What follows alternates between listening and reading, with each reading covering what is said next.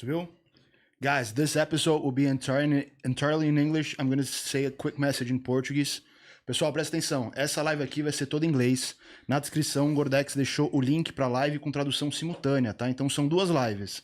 Uma toda em inglês, a outra live em português. Se você tá vendo a português, na descrição vai ter em inglês e vice-versa. Beleza? Hoje vai ter sorteio, Gordex. Deixa fixado aí. Não vamos ler o superchat, pessoal, porque o Flex tá com horário curto, então a gente não vai gastar não vai perder muito tempo lendo perguntas. Mensagem acima de 20 vai concorrer ao cupom da Growth, Gordex, ao kit do Zambrota, kit da Garimpo e curso do Twin. Fechou? Lembrando que o bebezinho entende tudo em inglês, já estávamos aqui trocando uma ideia antes de começar. Conversando. Ele é tímido, o Flex vai tentar puxar umas palavras dele, eu acredito aqui, mas não se preocupe, o bebezinho tá entendendo tudo. Isso. Fechou? Flex, first of all, man, I have to thank you so much for being here. It's an honor. Oh, I appreciate it. We'll you know, we don't have to start off with any honors or anything. It's great for me and it's an honor to be in Brazil. And I think this is, the saying is the best to last, right? This is my last of my media tour, the last podcast. Yeah. And I'm spending it with you guys. We feel appreciated. I hope is the best one. We'll start off with a pound and a pound, right? And then we'll see how it goes. I guarantee it's going to be a little bit different from the other ones. I guarantee. Yes. This is the bodybuilding one. Yeah. As we said, we're all gym rats, right? Yeah. So we've already distinguished that before I sat down. So, and as I can see by your office, you know, firstly, guys, what a collection of trophies. First thing I see is, you know, Dorian Yates there, a man of, you know, my own heritage. Tá faltando o dele, a gente vai pôr o seu. We have to do one of your statue here. Oh, that would be fantastic. Yeah, just make me a little bit taller. A little bit taller. Great to be here, gents. Great to be here. Thanks so much, Flex. Flex, we always start asking our guests about how they start lifting, because you know it always has a nice story behind it. Yeah. What was your start? Why did you start lifting, gym and everything? How did it start? So it's kind of a long story, but I've always been fascinated for as long as I can remember about muscle. And it really goes back to, I think, the WWF. So I know in Brazil, wrestling is not big. It's not popular. Yeah, because when I found that out straight away, because when Hafa came to United States and I started talking to him, hey, bro, you know who's coming over to the gym today? And he was like, I don't know who that is. I go, bro, what do you mean you don't know who Roman Reigns is? You know? And he's like, I have no clue who he is. But that really was the era, WWF. And back then it was on TV at like very early in the morning because it was too violent for mainstream TV, you know, normal TV times. Yes. But I remember as a kid walking down, staying in my grandparents' house and going downstairs and sneaking with my uncle to watch the wrestling. And all the guys were absolutely jacked, you know, the old school guys. And these guys wrestled every single day, all around the country, all around the world. Wrestlers such as Ultimate Warrior, Hulk Hogan, all the old school guys. Macho Man. Macho Man. Yeah. Oh yeah. You know, we won't go that direction. Yeah. But because the Brazilian fans be like, what this guy's talking about. But yeah, you know what I'm talking about. I know. But yeah, that was such a fascination to me. These guys being so big and jacked and moving. Yeah. Just being able to move around and run and be Yeah. flexible and agile, as you said. And I think that subconsciously put something in my head from a very young age. So I picked up my nickname, believe it or not, from rugby. And I was at 6 years old. Flex? It came from rugby? And they used to call me Flexi. Flexi. Because I'd be flexible and I'd dance around people on the rugby field. So having the nickname Flex, I think that also put something in my head too. You know, everybody's like, oh, Flex because you're big. And I did have bigger than average forearms, calves, legs. And that was honestly, again, part of the bread trails. Does that make sense? Yeah. Like to the path in life. So picking up on the storyline, I remember, again, the wrestling being a big part of it, but rugby was my main sport. In the winter, I played rugby, and in the summer, I run. I was a crazy kid, full of energy, ADHD, but nobody knew what the hell that was back then. So my parents just put me in so much sports, judo, track and field, boxing, whatever it was, just to And for like just people know, rugby is very big in Wales, right? Oh, that is the main sport. It's a main sport, top one sport in Wales. is In rugby. Wales, correct. So rugby was truly the path that I thought I was going to follow. My grandfather played rugby. My father was a rugby coach, referee. Tradicional lá, né? Yeah, it's traditional. It's sport, tradition. So, and naturally, you know, the goal as a kid was to represent Wales. Yeah. If you're born in New Zealand, you play for the All Blacks. Yeah. It's the biggest honor. So again, played all throughout my young, you know, before teenagers. But then I started seeing guys around my local town, the bodybuilders, the powerlifters, the guys that work normally as security or the bouncers. And they were always bigger than the average person. And that fascinated me. These guys in my local town had a lot of respect. Yeah.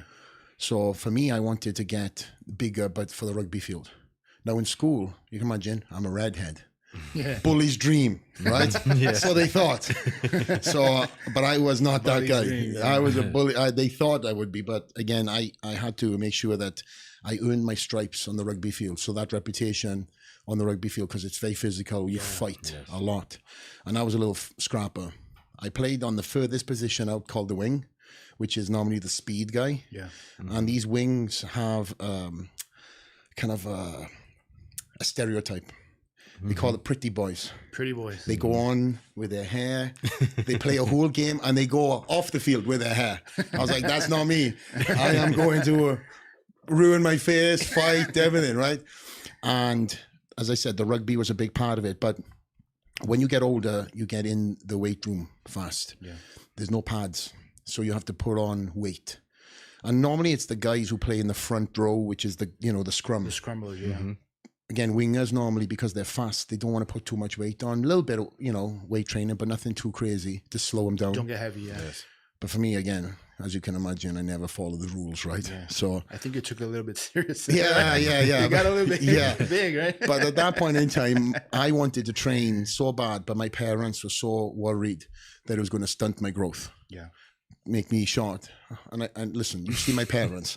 My mother is 5'5" short, and I don't know in centimeters in Brazil, but my mother and father are very short. Yeah. My grandfather's short, so I was never going to be 6 foot. Yeah. But my mother, because she was a nurse, she was worried about stunting my growth. So I used to sneak into my friend's gym and just understand, you know, weights and just be around people who trained weights.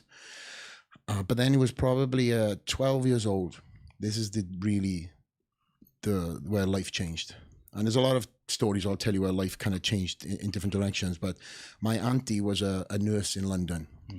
And she went and attended a seminar on Tom Platz. So nice. Tom Platz, you know, was very famous. Yeah. He's doing a media tour. And he came to the United Kingdom and he went to my auntie's, it was kind of like a nursing university.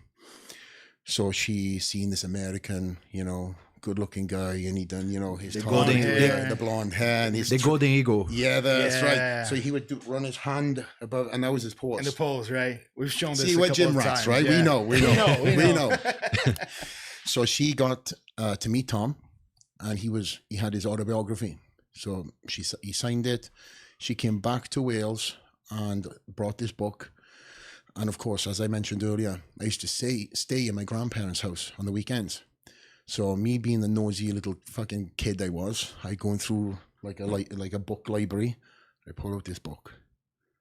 Oh my, what is this? What the fuck is this? This guy with huge legs. Never seen anything like this. The best legs. Best legs. And it blew me, goosebumps. It blew my mind. So this book, of course, what? You know, like your guy out there, right? Yeah. And I brought this book home and I read it back to front every single night. I was like, okay, this is the first experience of me actually seeing anybody train. It wasn't in the flesh, it was in a book though. So I realized that, okay, this guy's got big legs and he's doing this. Do you know what a squat was? But I seen it for the first time. Oh. So I was like, okay, my father has weights like this in the shed, in the wooden like I don't know what it would be, the translation would be, but like a place where you put all like a deposit, garden like stuff, yeah, lawnmower. O rack pra gastar. Yeah. Não, ele guardava como se fosse num depósito. Sim, sim. Yeah, so I waited for my parents to leave to go out of the house one day, and I planned this moment. Planned it like a bank robbery. Yeah, like it was the criminal stuff, yes. right? I went into the shed, broke the lock, right? My parents know the story now. And I pulled this weight out, and I was like, oh shit, this is heavy.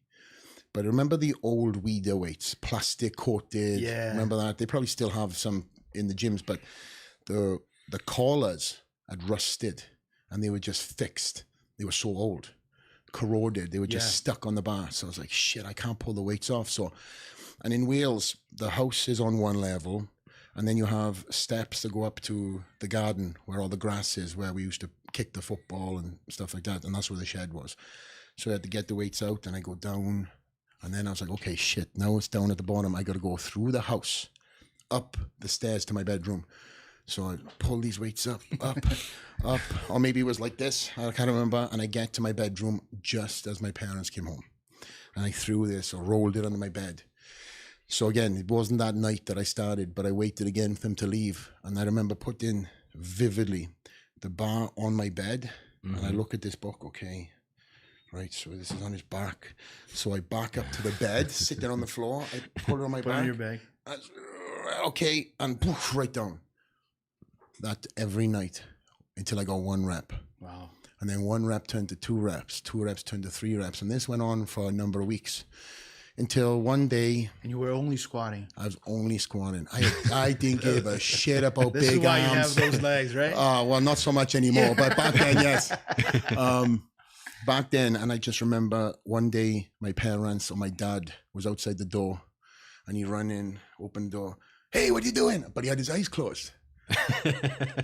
and now, like years later, I asked my dad why he thought he had his eyes closed, because he thought I was fucking cracking out. I was like,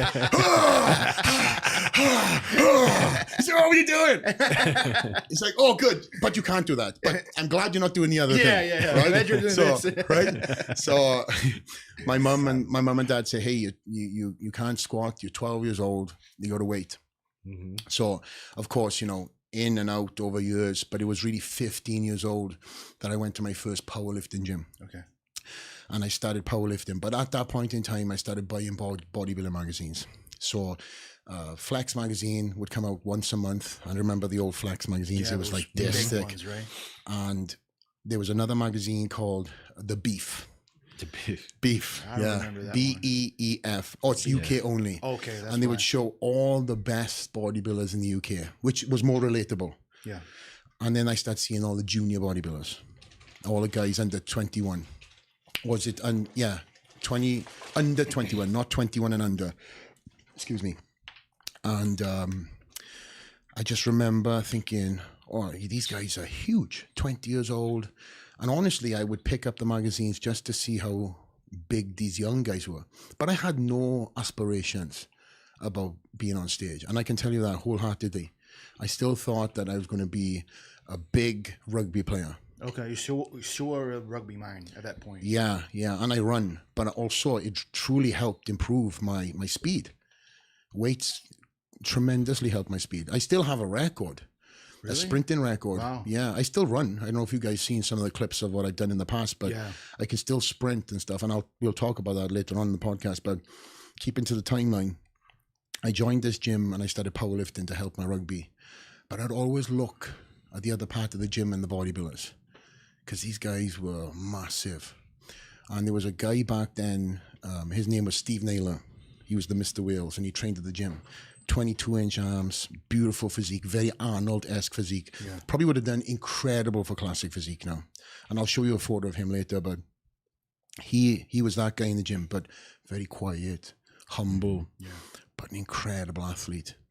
And I'd always look at him, never ask him questions. I never was that guy. I never asked questions, never asked questions. I would just kind of look and learn. Probably a little fucking weird, right, Kendall? Just looking, right? Yeah. But I done powerlifting. I won the Welsh. I won the British. You competed in powerlifting? Yeah, I did. Wow. I did, yeah, just for the rugby. And if there's any point in time you want me to stop, if you don't understand, but No, I understand. you're good. You're good. Thanks. No problem. And there was many moments where I thought, okay, I want to train bodybuilding because I start now falling in love with the muscle. Yeah. And physique, right? Physique. So I just posted a photo the other day of me 15 years old. I don't know if you've seen that as a comparison of a 20-year comparison. Yes. Literally, it's a comparison, 20 years. And let's have a look. If you go down a little bit. And how was your body when you were like in rugby? You already had like those the structure. It was there already, Flex, or you were like a skinny guy with forearms. There we go. I think if you swipe across, you'll see more of a better photo. Já tinha feito a tatu, já. Yeah, you had the tattoos already, right? 15, bro. 15? Yeah. Well, your parents weren't that mad. Weren't that angry then. We'll talk about that too. There's no problem. You said we do a long podcast, right? So I got a lot of stories. Yeah. But there was 15. How old were you in that photo? 15? I was 15. You before the powerlifting, or you were? I was powerlifting. You already was powerlifting. Yeah, I was powerlifting. I probably started doing a little bodybuilding. You had the structure already. Yeah. You can see like the traps, right? Yeah. The shoulders. But believe it or not, this was after I made an accident, which I'll talk about too. So that was not my biggest. That was bigger than that. That was actually after a life-changing accident. Really? Yeah, and this is part of the story. So I forgot I had the tattoo. So I should have brought that up after the fact, but. So I started powerlifting and I just started bodybuilding, and then I was, again, I'd already started doing like entrepreneurial. I already had an entrepreneurial mindset. So again, if you don't mind, I'll put so many different stories in. I keep the timeline. Okay. Please. So at that point in time, I knew because of my humble upbringings that, bodybuilding is very expensive, right? Yes. The cost of everything. Just protein alone. And I just knew at that point in time, in general, if I wanted a bike, my mum and dad look after me and my brothers, give us everything. Rugby clothes, but nothing more than that. We had fantastic Christmases. My father worked very hard. My mother ended up being disabled after many years. But I knew that if I wanted to achieve anything or get something, I had to save up and get it. And the only way I could do that was, one of two directions: do something illegal, right, which I wasn't going to go down, or start getting into like buying and selling. So my first business was selling finches, little birds. Birds. Passarinho. Yeah. So I went to the pet shop. I bought 2 finches. Male and female, thank goodness. They weren't 2 males and they weren't 2 females, but now everything is fucking what it is, right? But you understand that part, right? Yeah. But 2 turns to 4, 4 turns to 8, and then before I know it, I have 100 finches, and I'd sell them back to the pet shop. And I made my money, and I would buy and sell. I made these cages, and then I was like, okay, traficante de passarinho. Yeah, you were like a little hustler. Yeah. A bird hustler. It gets better. Yeah. So then I started looking at, okay, what else can I do? So what's more money in that world? So then I went from finches to more kind of specialized finches. And then I went to parakeets. And then I went to parrots. Parrots. Just rip it open. You're being a pussy. Just rip it open. Go for it. Go for it. Rip it. Go. I'm giving you the chance. And then... Oh, wait. And then the parrots were really a lot of money. I mean, when you're 15 years old, 16 years old, and you're selling parrots, and if you hand rear the parrots, the ones that they're very tame, they jump on the finger and stuff like that. So I started doing that. But that's just up into 15. And then there's more birds involved. And then I was like, okay, this is making me some good money. I could spend money on training and gym memberships. And food. So I knew at that point in time, I was like, okay, again, still rugby, not bodybuilding, but I knew that for me to get bigger, I had to eat. I had to, have a protein shake or something like that. Again, my knowledge of all this was not there. It was just looking at people in the gym and what they were doing. But this knowledge, where you were getting from? Like magazines? Library books, seeing people in the gym, with protein shakes and But things. but no questions. Okay, just looking, just Yeah, observing. again, no internet back then, Just right? looking. Yeah, Just looking. no YouTube, So no it's like, shit. yeah, I was like, okay, so this Yeah. guy goes to eats and then he trains. What's he eat then? What does he do when he finishes training? He has a protein shake. Yeah. Before he trains, he has this fucking shake. What the hell is this shit? He drinks it and he's crazy. Okay, maybe I don't drink that shake yet, you know? So keep it to the timeline. I started really training, and I started putting my money also into a motocross bike. So I bought a motocross bike, and just before the summer holidays, I put all my money in save. I put in there. My parents did not want me having a motocross bike. My mum being a nurse, she's seen the worst accidents, you know, limbs ripped off. She's like, you're not on the bike. No. Okay. I hid it in my friend's house, and I bored out the pistons. I put racing pistons on it. I put all kinds of crazy stuff. But then the first day of the summer holidays, my friend delivered the bike to me. And I could hear him coming up the street, gear changing. And my mum heard it too. So bear in mind, I'm still playing rugby. I'm still powerlifting. My mother comes out to the house. She's like, you're not going out. And she stands in front of me holding my handlebars. And I'm like, out the way. Oh, I hear in Brazil, they call it the mother's curse. Mother's curse, yeah. Mother's curse. It's real. It's a real curse. Well, I think so. It's a real curse. I jump on the bike. I go up the street. All my friends are there, and all my friends are older. They're all, you know, a little crazy. And we took it to a field, and it was right next to a school that was being built. So this field grass was up here, but the guys had made tracks for the motocross bikes. So when these guys were building this school, and they had bad bricks, you know, concrete bricks that they couldn't use on the building, they were throwing them over. So it's always the last jump. One more jump, and then we're done for the day. One more jump. So, of course, me being, I'll go. And my bike started coming around like speedway, you know, like you started drifting. Drifting.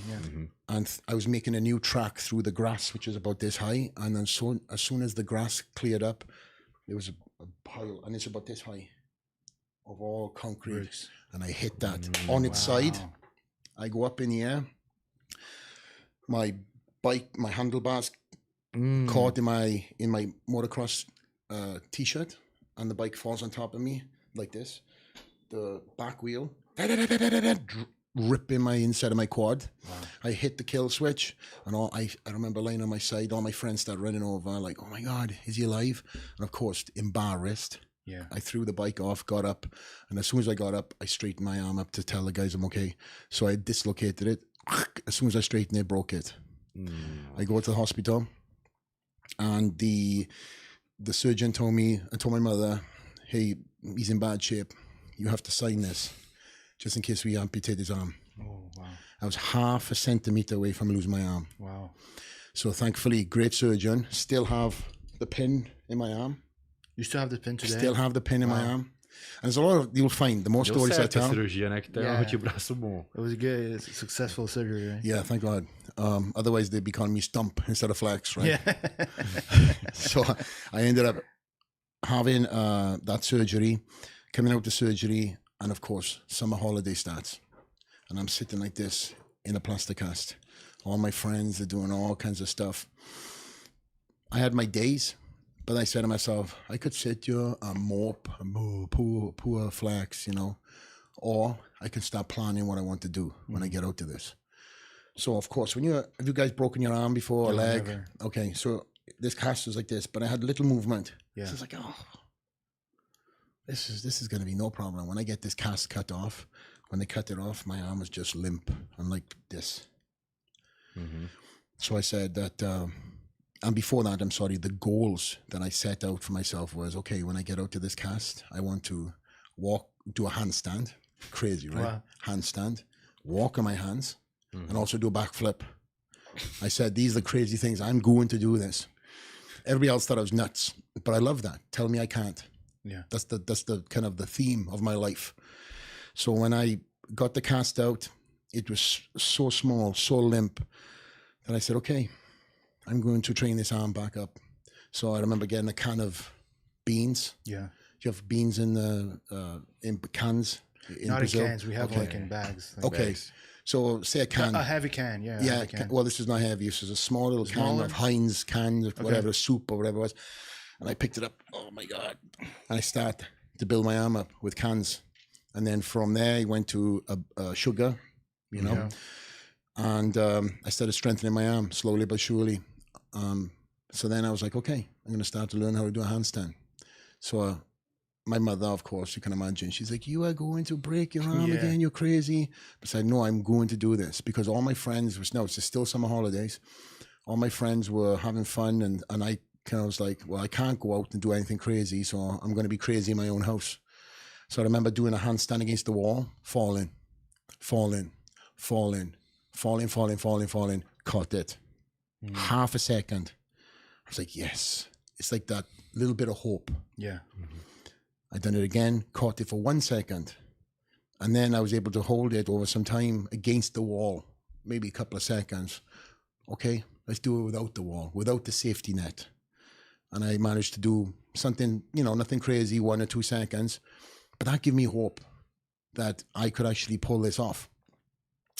Fast forward, I go back to school. All my friends are talking about the summer holidays, the girls that they hooked up with, where they went and everything else. And then it comes to me, Flex, what do you do? Broke my arm, as you guys know. And I had a new tattoo, which I'll tell you that story about after. And the PE teacher, my physical education teacher, was like, so Flex, are you recovered? I was like, yeah, I've been working on my handstand. Show me. Anybody else been working on their handstands? Because in school, the teacher said before summer holidays, everybody needs to work on handstands. Everybody needs to work on this stuff for gymnastics, because that's part of the school curriculum. Nobody practiced.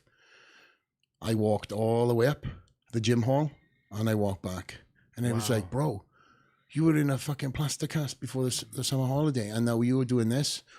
But I think because I didn't think of the acknowledgement I had from, I didn't do it for acknowledgement. I done it because I was so pissed off that I had to set my goal for myself. And in doing so, I earned the respect of the TP teacher. And from there, he really took me under his wing. I wasn't an academic kid, didn't like school. Come to find out later on, I had dyslexia, I had ADHD, but none of that existed back then. Not at the time, you were just stupid, sit the back of the class. And for me, I just didn't turn up for some lessons. So I'd go down to the PE hall. And that's where I kind of started lifting weights again. So I got to... Go on. No, sorry to interrupt you. No, you're fine. I'm getting chills because your mindset, like I can see your bodybuilding mindset. Like you just telling a story about your childhood. Yeah, it was there already. Like you only had to transfer this mindset for professional bodybuilding, right? Yeah, despertou neles o acidente, né? Yeah, like this accident, like maybe fired something inside you that I don't know, probably you didn't have, right? I think it was there. It's crazy. It's crazy to see like a childhood mindset like this level. Yeah, it just extracted something from me that I may have had, just not had. It's really crazy. And so that from there, of course, I started building my physique up. I was doing a little bit of weights, and then I went back to the gym. That photo was after the accident. Okay, it's your comeback. Yes. But during that period of time, I forgot to mention that I was 1 week away from my Welsh trials to play rugby. And I broke my arm. Wow. And that's when my mother was like, don't go out, you're going to break your arm. You're not going to have a chance to do it. So you have one chance at the beginning and then you have another chance. So I built my arm back up and I had that second chance. But politics plays a part also in kids rugby. I had a fantastic trial. I scored, caught some good balls, like as good as a trial as you could have got. But the guy who got selected in my position was the nephew of the selector. But listen, blessing in disguise. It's a blessing. Yeah. Maybe you wouldn't be a Mr. Olympia, right? I know I probably would have chased the rugby goal and I'd be limping and my back is gone, I'd be messed up. But that photo you just seen was after the accident. Wow. I had the tattoo, that's for the timeline. And I started training in the gym with this bodybuilder. So how that came about was he seen me and my commitment, and also he knew the story, and he just needed somebody for leg day because he had all the guys to turn up on arm day, back day, chest day, the good stuff. Everybody was like, oh, I've got a doctor's appointment. Oh, my dog is sick. Oh, you know, nobody would turn up. So I was like, he was like, hey, you know, Flex, you want to... Eu sou assim, eu sou He's rato this de academia. kind. Oh, no, bro. He's come this on. kid like So what ended up happening was I got invited. like, sorry to interrupt. Oh, you're fine, you're fine. We said a couple of times here that we see the difference between the gym rat and the athlete. Yes. Is when you ask what's your favorite muscle to train, and all athletes like leg day. Oh, And gym rat's like Chest. day, biceps. You Well, know? legs, you know, legs was mine back then. Yeah. Segunda, terça, quarta. The whole week, like the upper body and leg day. Everybody gets excited for every upper body, and leg day comes like, oh, so the shit. athletes, you always ask the athletes like legs, and gym rats like chest and biceps and whatever. So again, leg day was my favorite. Yeah. And my legs responded so fast, like so fast. But I was training with this guy who needed the push. This guy also, he trained hard, but he had an unbelievable upper body, but he needed the push in leg day. Yeah. And I was like, this guy, every leg day, nobody turns up for this guy. And then he gave me the opportunity and I jumped in. So I just remember at that point in time I was in college. I would go to college and I would look forward to every day finishing and going to train with Steve. Fast forward, a poster goes up in the wall. And at that point in time also, I started really looking, going to shows. But again, no aspirations to be a bodybuilder. I just loved it. Yeah. And also I knew certain people that were competing. So I turned up at these events, at the bodybuilding shows. And in Wales, it's very popular. You know, even way back then, it actually was very popular. And then it went low and then it's come back a little bit. Okay. And of course, the poster goes up and the gym owner says, hey, you should do this. I'll give you a free gym membership. It's like, oh, fucking free gym membership. Okay, how hard can this be, you know? Actually, it wasn't. It was, he told me about one Mr. Wills, and then the poster went back up for the other one. Because at first I was like, no, but the seed was planted. So I was like, okay, free gym membership. I've paid 6 months now. I could have had it for free. So I threw myself into that show. I bought the Flex magazine, started looking through it. And at that point in time, Gunther Scherkamp posted his off-season diet and his pre-contest diet. And you guys have been gym rats for many decades, but remember back then, nobody would talk about their diets. Nobody would post in their, nobody would put in Flex magazine their diets. It was like a secret. Yes. And this was a one-off. Very, muito importante, né, dieta? It's the most important part. Yeah, but it was so secret back then. But you know why Flex? Maybe because they just like were worried about selling supplements, you know? Like this is what it's getting me big, you know? It's not my diet, probably it's just this protein, this amino powder or something, you know? Yeah. I'm not sure, I'm just trying to guess, you know? I'm probably rightly so, but the diet was so secretive. Yeah. You didn't have access to athletes' diets, right? And even in the gym, you know, I didn't ask. Goes back to that same thing again. I'd ask like, maybe I said to him, you know, what are you doing? But back then, believe it or not, my training partner told me back then was go to the fish and chip shop after we train, buy fish and chips and eat ice cream. So that was my first diet, like off season. Carbs and protein, right? Bro, you have no idea. I grew. Of course. So did my face. But it was again, the knowledge was not there. But to go back to the timeline and story. Yeah. The Lee Priest off season. Yeah. Not that impressive, man. I would love to have a Lee Priest off season back then. But yeah. So I ended up saying, okay, I'm going to do this. And I done my own diet. Looked at the Flex magazine, Gunther Scherkamp's diet, he was eating like 8 meals a day. Okay, I'll take all this out, take all the carbs out. Because I was going to ask you, he's like 300 pounds, right? Bro. Like, Gunther was like fucking huge. Right? He was huge. And he also had in the off season, firehouse, steak. And I was like, what the fuck's a firehouse? We all know what a firehouse is now, right? But at that point in time, I didn't know what the hell it was. But I did understand that these are the weights. But I was like, that guy's so big. And I was on a budget. So I took all the carbohydrates out, reduced the protein. And then I said, okay, I'm all in. So I did my first diet on my own. I'd asked random guys in the gym. And I'm like this, dead, horrible. When should I eat potato? That's what I asked. Yeah, and they're like, oh, when did you eat last? 2 days ago. I'll have 2 potatoes tomorrow. When? Anytime. That's what it was. I'd done the Mr. Wales. ended up in the junior class and the first timers, novice class, big class. And I ended up winning the novice and winning the juniors. Do you have pictures of your first show? Your Instagram? Nothing on my Instagram. I can find something though. Yeah, It's just I can send you. So you can overlay it if you want or whatever you O do. documentário dele já tava bem avançado, né? O documentário da BBC. On your BBC documentary, Yeah. it was past this story, right? Oh yeah. I was already going. Acho que teve 2, bem novo depois. Did they show that in Brazil? The documentary, the BBC. I don't think Sim, so. na Record News. Yeah. Wow. Yeah. Actually, he said in open television. Wow.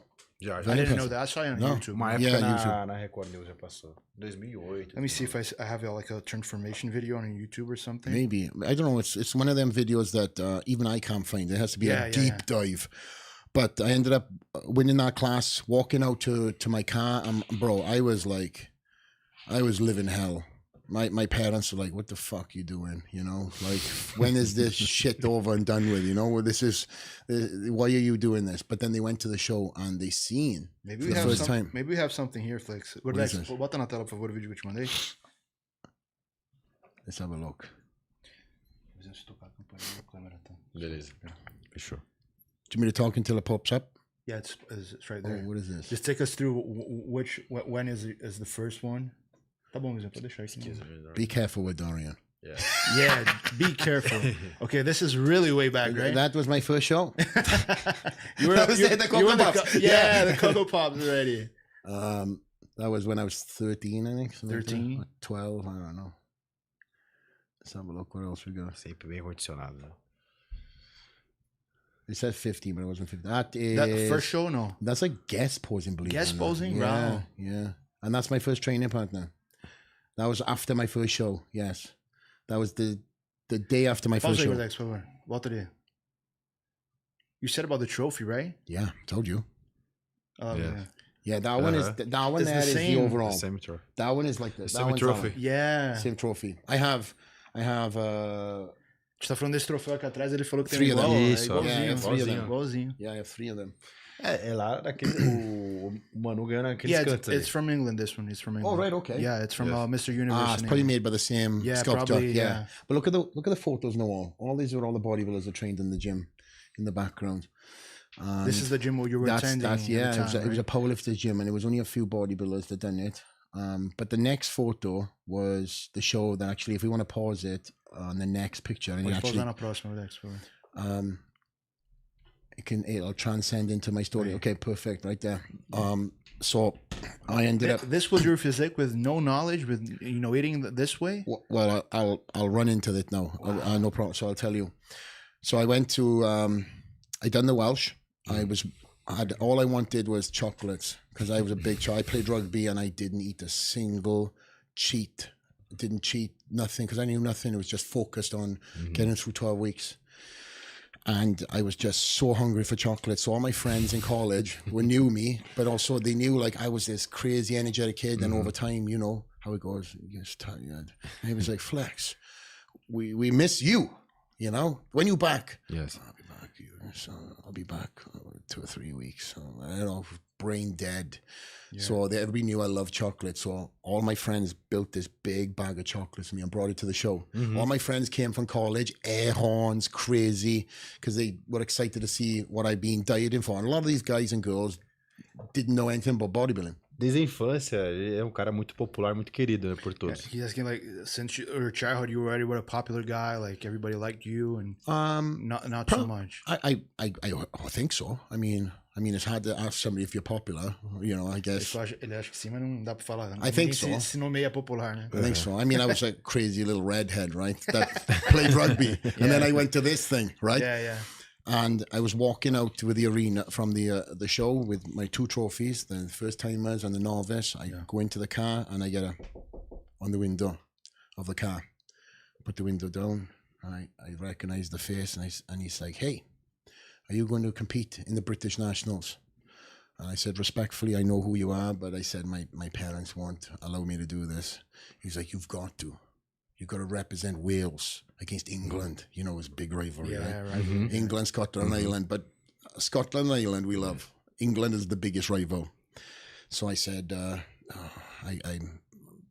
like, oh, represent Wales. Oh, I don't think my parents were listening in the front seat, and they were like, so I said to this guy, well, how long until the next competition? He said 4 weeks. And I said, oh, I don't think so. I've got to go back to play rugby and I want to eat all these chocolates. So he said to my mum, he said, well, your son's going to represent Wales. It's a big honor. And my mum was like, okay, but the diet's not good. You can see. And my mother's telling them, I'm a nurse, this is not good, well, you know, whatever, hold your eyes. And this gentleman asked me, who done your diet? Who's helping you? Do I know that person? And I said, I done it myself. He said, okay, if you do this Mr. Britain show, I'll help you with the diet. So I was like, oh, wow, you would? He said, yes, I will. That was Neil Hill. Wow. 20 years later, we're still together. Wow. We won everything as an amateur. Mr. Britain, Mr. Europe, Mr. Universe. And he was a nice bodybuilder himself, right? Incredible. We showed him a couple of pictures of him. He had, and in the off season, he was big lump. So this is the Mr. Britain after working with Neil for 4 weeks. Oh, it makes sense now that you already had a nice physique. I had glutes too, but he killed me. But he fed me. For the first time, I was eating so much food, and that's when I realized the power of food.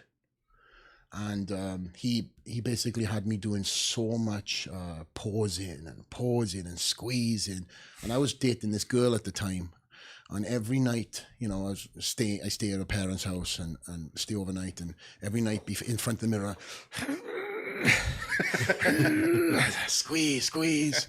And then one night we would pause back. Next day we'd do glutes, we'd do hamstrings. He gave me all these movements to do. And let me tell you, it brought out my physique. Old school. Yeah. Isotension, squeeze, detail. You have to imagine mind to muscle connection. And then when you have that mind to muscle connection through pausing and stuff like that, you start feeling it in the gym, in the movement patterns, the isolated movements. So that was 19. Wow. And then again, that was when it all started. At this point, you already knew that you want to be a bodybuilder? Like, it's what you wanted to do with your life, or you were still in some rugby mind, something, or? I was actually had many opportunities and scholarships to go to England and play, and I had a lot of offers from rugby teams.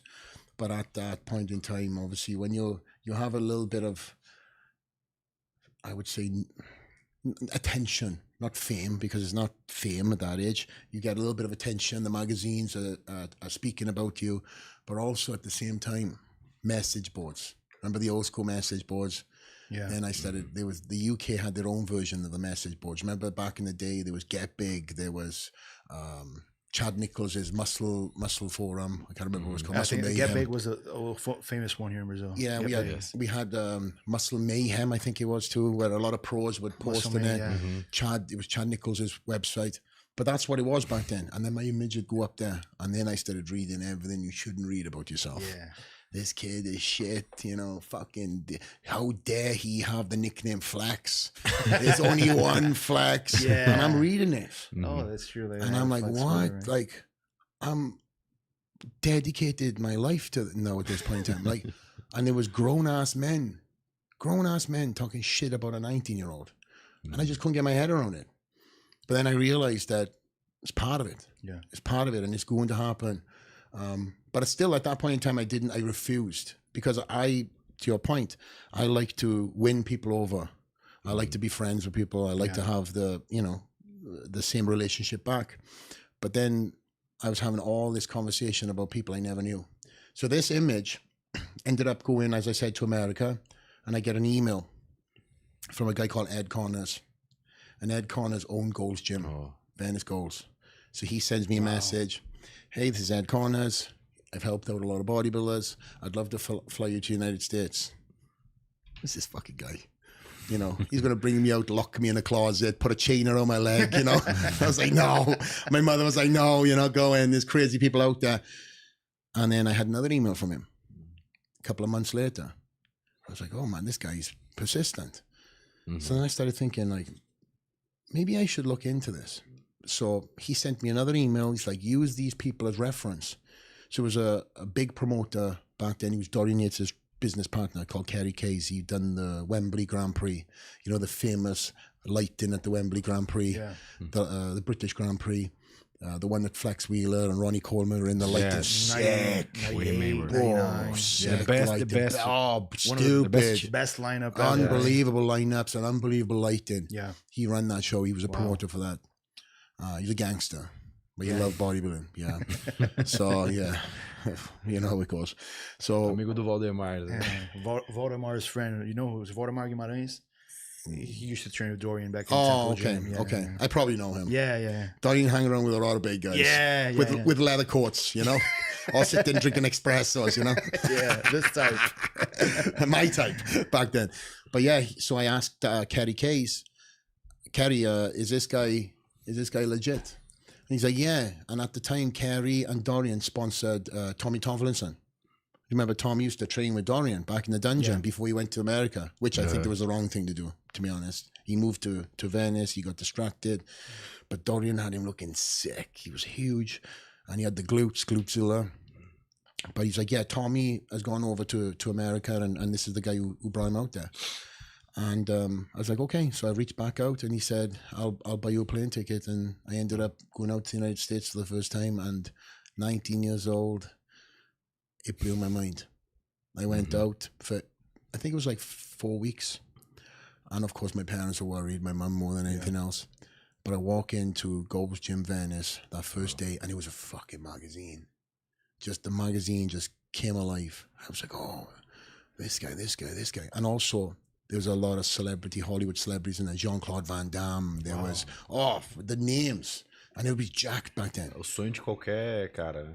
Huge. It's the dream of every bodybuilder, right? Oh, but it was different because there was no social media back then. Yeah. It was only magazines.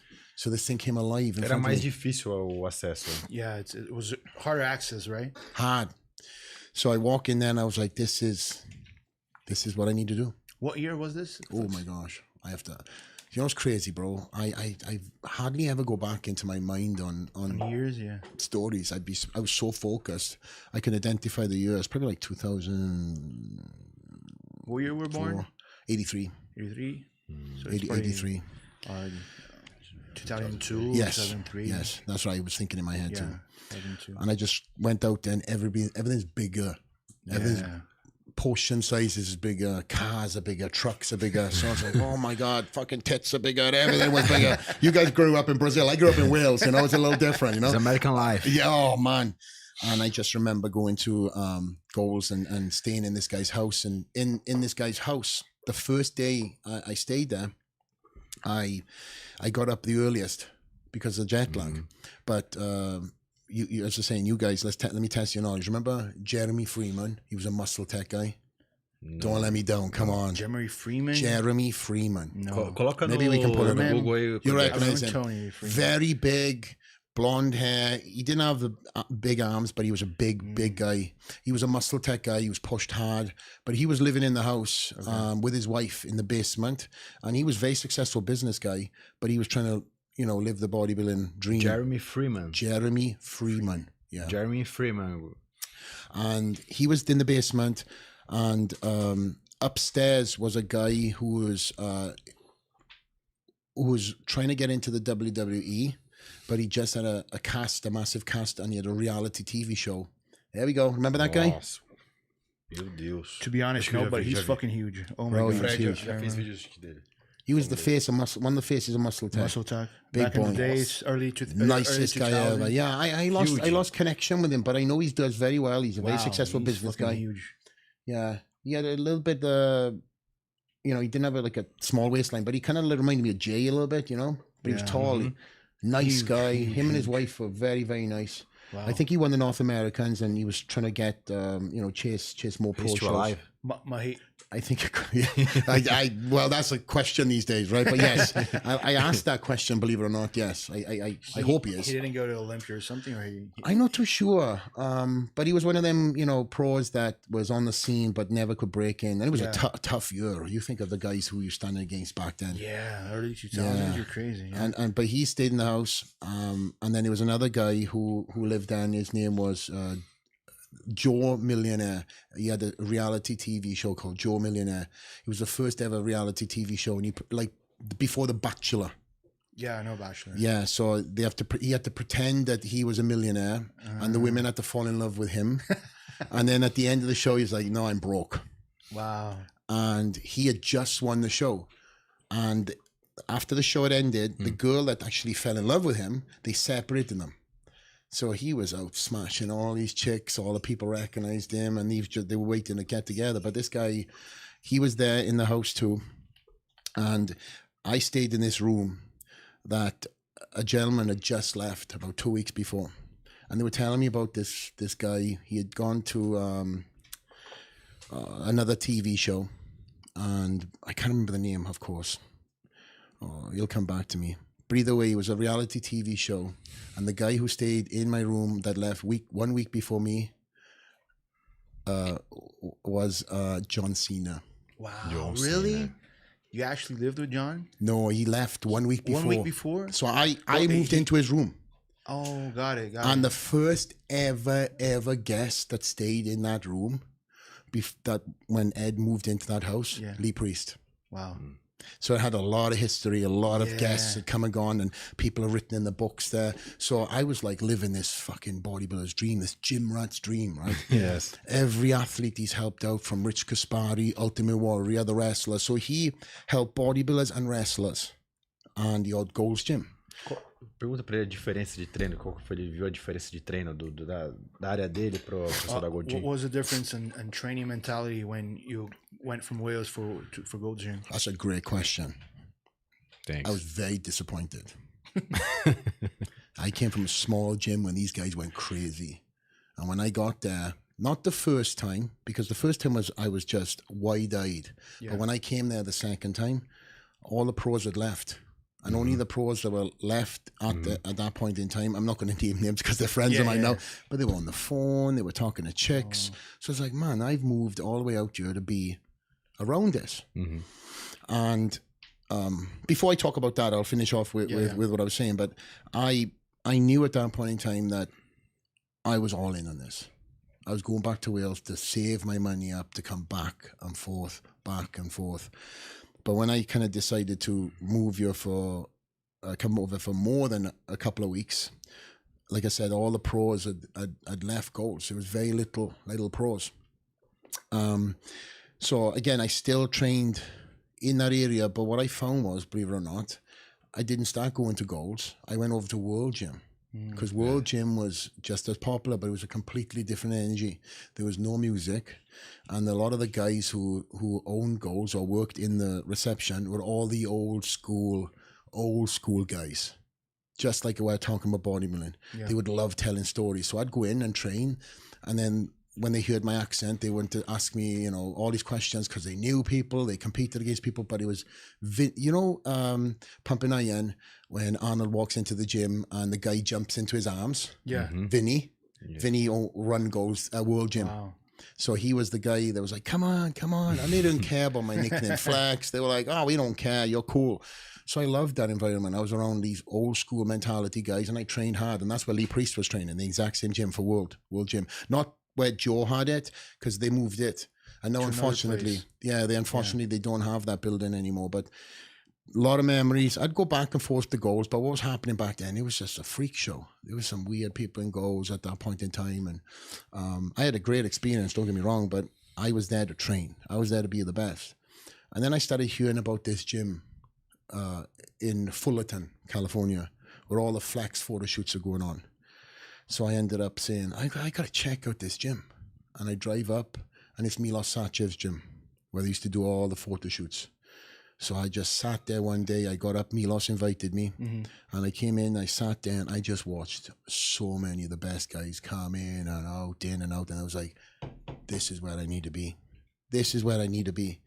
Day one, Milos said to me, connected me with another young guy my age who's also training. He said, you two need to meet.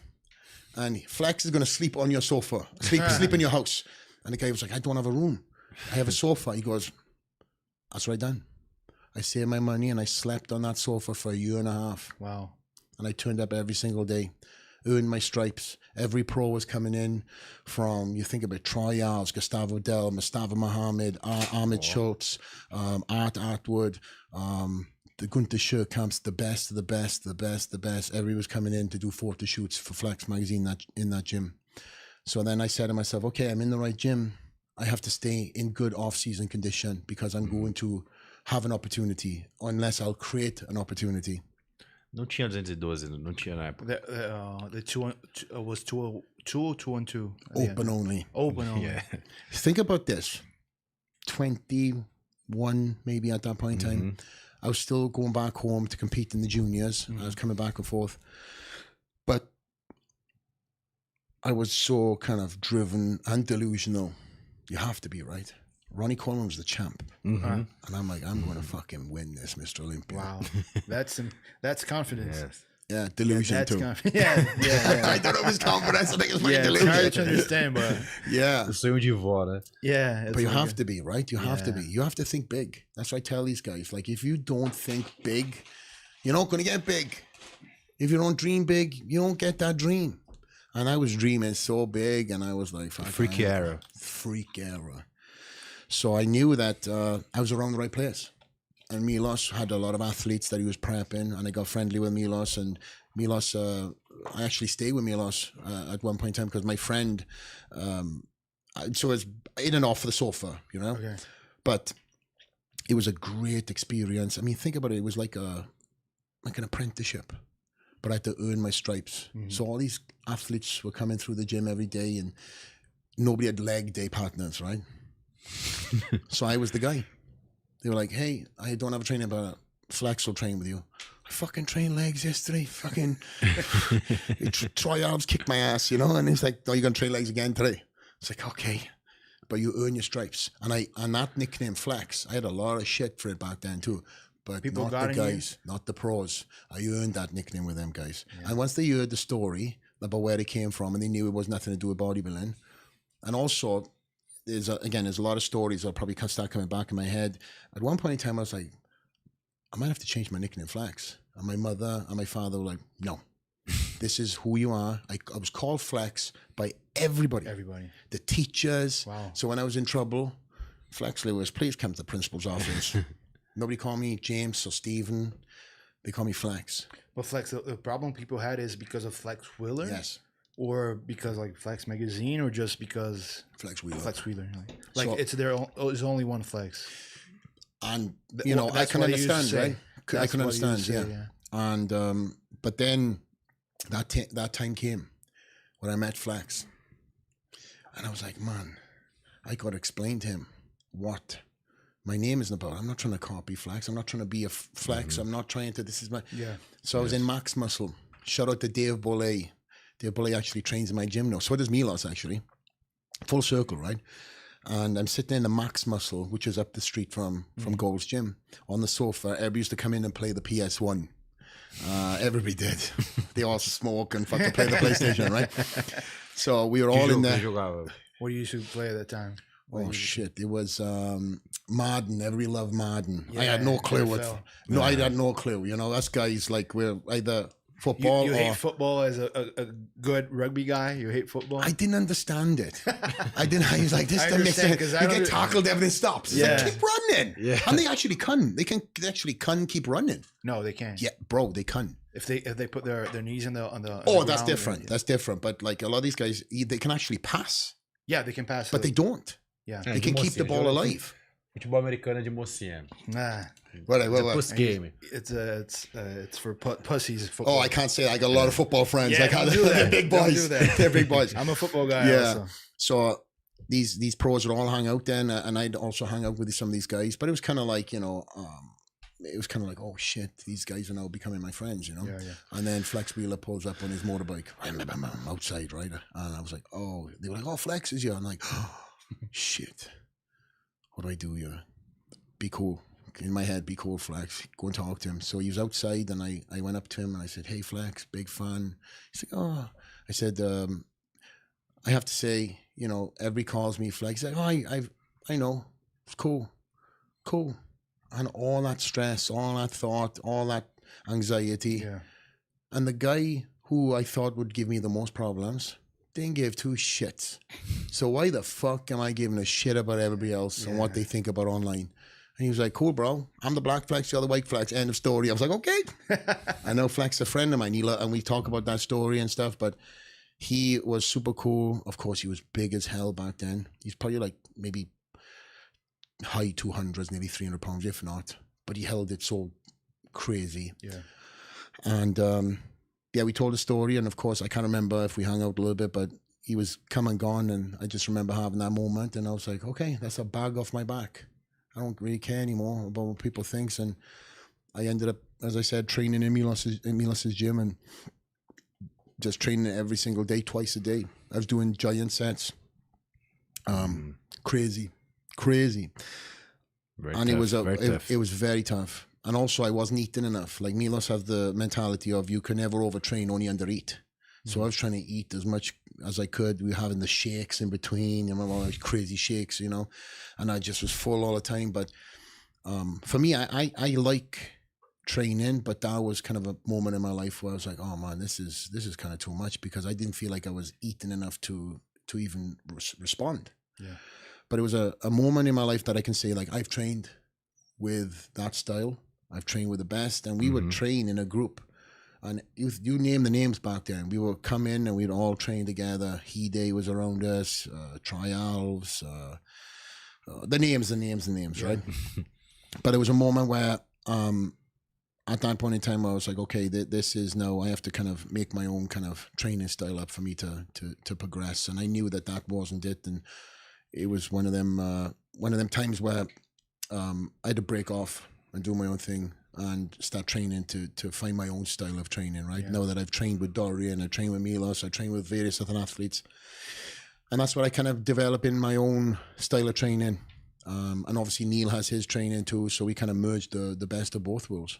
And you, at that time, you were still with Neil, right? Yes, never left. And what you saw that bodybuilders were doing that you didn't have knowledge that they used to do? Good question. If anything like stands out, you know. Just overeating, bro. Overeating. Just overeating. Everybody was walking on with guts.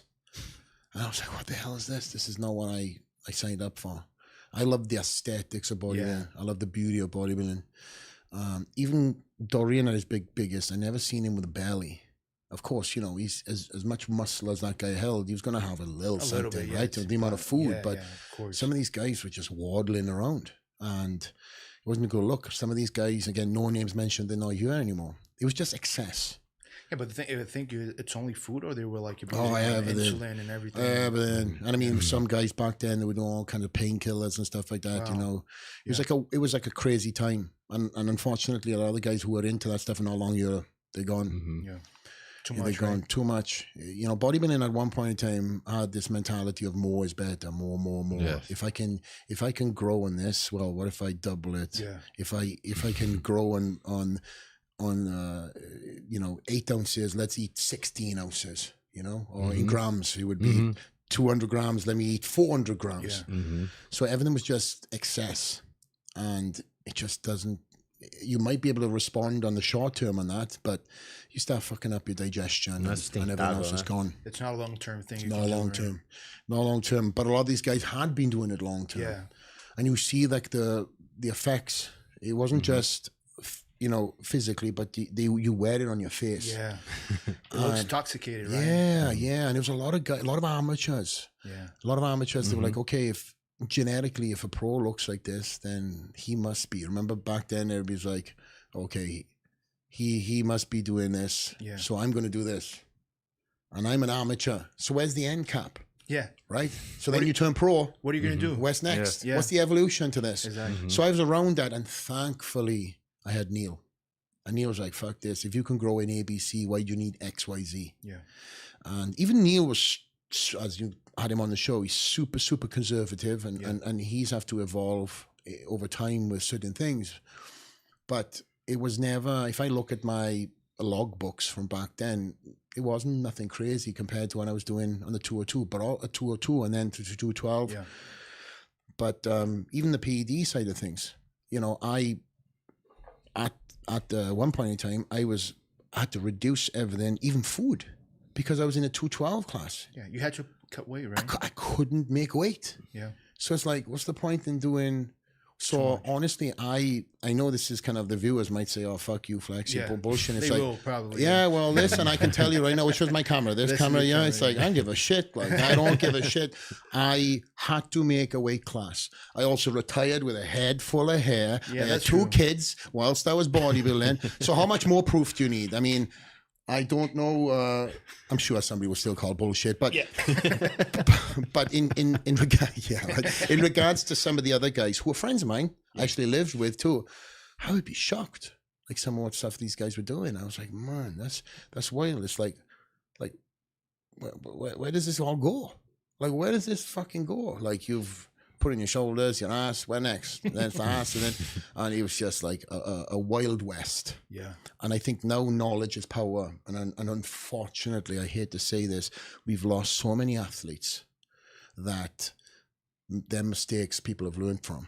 And there's still radical mindsets out there about excess and stuff like that. But I don't think it's what it was back then, because now there's still, you know, people are like, oh, it's reserved, you know. There's a lot of wild people on the internet in America that go and talk about wild cycles and this and that, but then they've passed away too. You know, they've had their moment, and that moment has come and gone. And for myself, I loved, as I said, the beauty of bodybuilding. I got into this because I loved the aesthetics, I loved the symmetry, I loved the structure. And I also seen a lot of athletes who had beautiful lines destroy their lines. Yeah. Yes. From Abusing. trying to keep up with all of the above. And at that time, you know, look how many athletes tried to keep up with Ronnie. And Ronnie was just the fucking goat, right? Everybody's like, well, Ronnie's so big, but Ronnie's a genetic freak. Yeah. Ronnie was eating barbecue sauce all the way up to his show. It's like, listen, bro, it's like, you know, I was like, can I have barbecue sauce, coach? No, you can't have barbecue sauce. But that was the champ, and it was like, I have to get close to the champ. So all these guys were trying to do everything as big as possible. And Flex, did you observe that the best athletes were not the one that using the most amount of PDs? Yeah, and also the guys that are still around and look fantastic today. Yeah, still, I always had that mindset, and obviously I've lost close friends. I wasn't involved in what they were doing. I knew what they were doing, and again, it's just not my thing. You know, you do you, I do me. Did I speak to coach about it? Of course. But again, he had this mindset. It's like, don't fuck around. Fuck around and find out. Yeah. And thankfully, I never had to find out. You know, I put myself in hospital many times, but it wasn't because of, you know, supplementation or PEDs or anything like that. I just worked myself to the dog and bone. I've had rhabdo. You rhabdo? I've been in hospital. I never told these stories up until after I stopped competing. Yeah.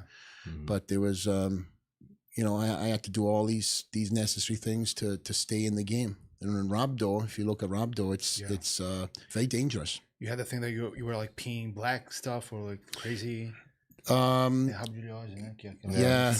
was like Mija preto. Yeah, it was orange. Yeah, different color. Yeah, like, because we have athletes saying that they used to pee like almost like a black colored. Yeah, I know that. I'd freak out if I seen fucking black piss, and that was me. But how I done that was excessive training. I actually wasn't drinking enough water. First of all, I just, that was me anyway in general. You talked about I'm going to drink my water. Right? Yeah, there we go. But I went to I was heading to FIBO. I was actually heading to France. Okay. For a guest appearance, and there was a lady, an old woman, coming up the plane aisle, and she had this bag, and she was trying to put it into the overhead in the plane, and I'm like 5 seats back in business class, and I'm like, I'm just gonna help this woman out. So I get up, and I was like, fuck all you guys. I said this too. I was like, I can't believe you guys didn't help. I picked up the bag, and as soon as I picked the bag up, I heard my shoulder. So I was like, oh, no problem. So then on the plane ride, it was just tick, tick, tick, twitching. I went to France. I gas paused in France. My wife joined me also. Actually, excuse me. It was the other way around. I was flying to Germany. That's right. And I worked at FIBO. You know FIBO's crazy expo. Crazy expo. Not as crazy as this Arnold Classic Brazil that's coming up. Vai ver agora. You're going to see what's crazy, yeah. Oh, I know what is coming. I know what's coming. And I ended up working that 4 days. First day's trade. And then the next 2 days, so the next 3 days first day's half trade, half open, and then the next 2 days are open to the public. So of course I talking and missing meals and training whilst I'm out there, and I just felt nauseous. I felt sick. I felt weak, and I was like, "Oh, it must be because of jet lag. And then I was like, I think I'm gonna throw up, but I fought it. I flew to France because I killed 2 birds with 1 stone since I was in Europe. Yeah, I went and done a guest pause, and my wife flew in, and I had no energy. I was tired, and believe all these stories are crazy. But the guy, when I go to different countries, I see the guys like, take me around. Let's do some cool stuff, not just the guest posing. So the guy got me because he knows I love fast cars and shit. He set a go-kart track day on one of the best go-kart tracks in France. So of course I'm in this go-kart, I'm trying to hold on, my shoulder is killing me. And bump, I wiped out, I nearly rolled. I get out of that and I'm obviously ecstatic, like good at, adrenaline. But I felt nauseous as hell. And then I start like kind of dry heaving. And then they set me up for a fucking hike. You should see this. I'll give you the B-roll of this hike. And the promoter of the show said, Phil Heath done this hike. Fuck, Phil Heath done it. Fuck, I'm fucking doing it. I'll do it. This thing was a little castle on the top of a mountain. And they created this castle 1,000 years ago to see invaders come in all the way from Spain, all the way from the other side of France. It's a crazy vantage point. I love war and I love like strategies and stuff. So this castle was set up there. Obviously it's deteriorated, but going up there, my wife all the way up, I'm so sorry, babe. I'm so sorry, babe. I was like, don't talk to me until we get to the top. We done the hike, came back down, and that's when it started. I get to the plane. I flew from France to New York for all that flight, 10 hours. I thought I was going to throw up. From New York to Florida, threw up the entire flight. Wow. Landed, and I thought it was food poisoning. My wife was like, we're going to hospital. Nope, not going. Took me to hospital. Doctor thought I was on cocaine because everything was all over the place. Now, bear in mind, I'm probably 16 weeks out from Mr. Olympia. And I'm thinking, oh, man. The doctor comes in, and then when they realized that I wasn't on anything crazy, he said, you have rhabdo. And, of course, my mother was here from UK, and she was like, is yours mother? It's all down to bodybuilding. Yes. Oh my God. My mother, my mother doesn't come and see me much. And then she's listening to this. This is because of bodybuilding and your son's taking this. And I'm like, Ali, tell him it's not from bodybuilding, right? And anyway, so what I had to do was keep it secret. I had to find ways of keeping myself in the game, training hard. So I started getting IV pushes with glutathione just to stay in the game. Mindset. Yeah. How much you want this? But I had all my levels checked. I had my blood work done to make sure I was stayed in line because I wasn't going to do this foolishly to hurt myself long term. But you can't just get rid of rhabdo unless you focus on trying to get rid of rhabdo. I'm actually training for a show where I'm breaking down muscle tissue. I'm dieting hard. So all the way up to the show, I had to do what I had to do. And glutathione became my best friend. And after the show, I dealt with it. But I won the Mr. Olympia whilst in and out of rhabdo. Wow. What year was this one? That was probably... First, second Olympia, third Olympia? Probably the third, because I was really sick that year. And that's when myself and Eduardo was battling each other. in 14 to 2014. I believe so. I just remember that was a horrible show. You know that we've talked a lot about this show, right? Because Hey, Brazilian, I know what I've said. know, right? I understand. And listen, you guys would love to have had that title. I understand, but my job was for him to have that title. But this is what we're here for, though, right? Yeah. You know, it's just like if you're a fight fan. You know, somebody gets if you watch a UFC fight, oh, that should have been stopped right there, and then the next round that guy gets knocked out. Yeah. Oh, he could have won the belt. This is what we're talking in bodybuilding. It's like, you know, this isn't Ronnie Coleman. It was a show where Eduardo could have won, and if he had won, I would have shook his hand. I love telling the story because I knew I was sick. Backstage, I was throwing up. I actually picked up a bug, or I don't know what it was, but I was really sick. But I still didn't think I was going to lose.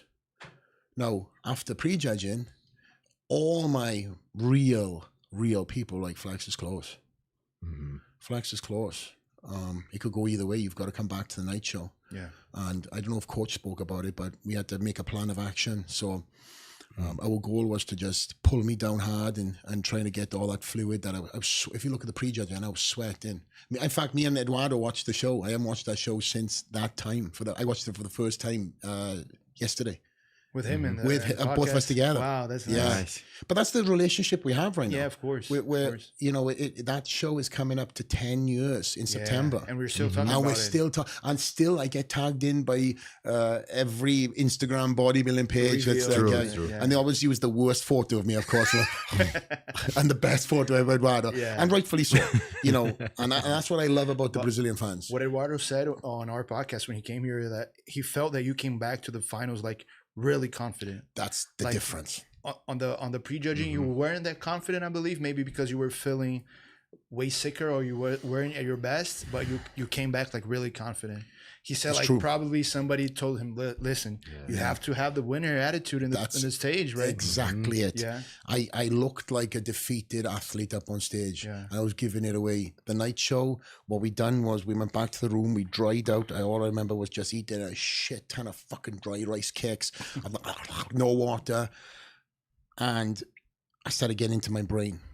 It's like, and I started kind of chanting in my head. It's like, I'm the champ. I will not be beaten. I'm the champ. I will not be beaten. You are the champ. This is just an obstacle. We will do this in my head over and over and over again. So when I got to the show, I had that puffed up chest. Not cocky, because I'm never cocky, but I also have an alter ego. I have an alter ego. That's Flex Lewis. And that guy I only bring out for the shows. I didn't have that prejudging. I had it for the night show. I had it, and that when you have that confidence, that swag, it's like, this is my show. This is my show. After I walk off the stage, I'm not that guy anymore. Yeah. You know, a lot of athletes, you know, names mentioned, they love to walk around with it. Always like 24 hours. Yeah. You know, but no names mentioned. But I am not that guy. But on stage, that's my stage. I've earned this spot. You have to be, right? You've got to be. Yes. You've got to be. And going back to, and also mentioning Eduardo, he, I believe, torn his tricep before that. So he was battling his own issues going into that show. But what a beautiful story would that have been. Yeah. If Eduardo come back, broken through adversity to win the Olympia too. So there was so much riding on that for him. And I just remember also when I walked onto that stage at the night show, they were all shouting, "Death to you." Was it? I thought they were shouting, "Carrera, Carrera." But what's that chant you guys do in soccer, in football? Yeah. Death, kill, something. Vai morrer. Vai morrer. In UFC, they go crazy with this one. Okay. I was like, hey guys, that doesn't sound like they shouted in Carrera's name. But I found out what that was after. I had my fans, he had his fans. Yeah. And at the end of the day, once the show was done, the first person I went to find was him. Yeah. And he had typical like Brazilian culture, which I love. He had all his people around him. They were all, you know, consoling him. And who had the biggest chin up high? Eduardo. Fucking champ, bro. He's a gentleman. Fucking class act. Yeah, he's a class. All the people, example, class act. What I don't know how he's looked at in Brazil, but he should have all the roses and more. Unfortunately, he doesn't have what he deserved because it was a different era with social media and everything, but we saw what everything he did in his career. Yeah. We put him in where he should. I'll be. put him there. Yeah, I'll put him there because he pushed me hard. Tough gonna, competition. I was going to ask you about this. What role did Eduardo have on your career? Just knowing you had like one of the most insane shredded guys in the whole lineup of the whole Olympia. Jeez. How hard were you pushing, knowing that Eduardo was coming after you? I can tell you a backstory about Eduardo. Yeah, please. Eduardo was one of my inspirations as a junior bodybuilder. Really? Wow. He won the Mr. Universe Junior when he was, so I used to again buy the magazines, and I used to look at the magazines, and I'd see Eduardo at 20 years old looking bananas, shredded. I was like, this guy is like 2 years older than me.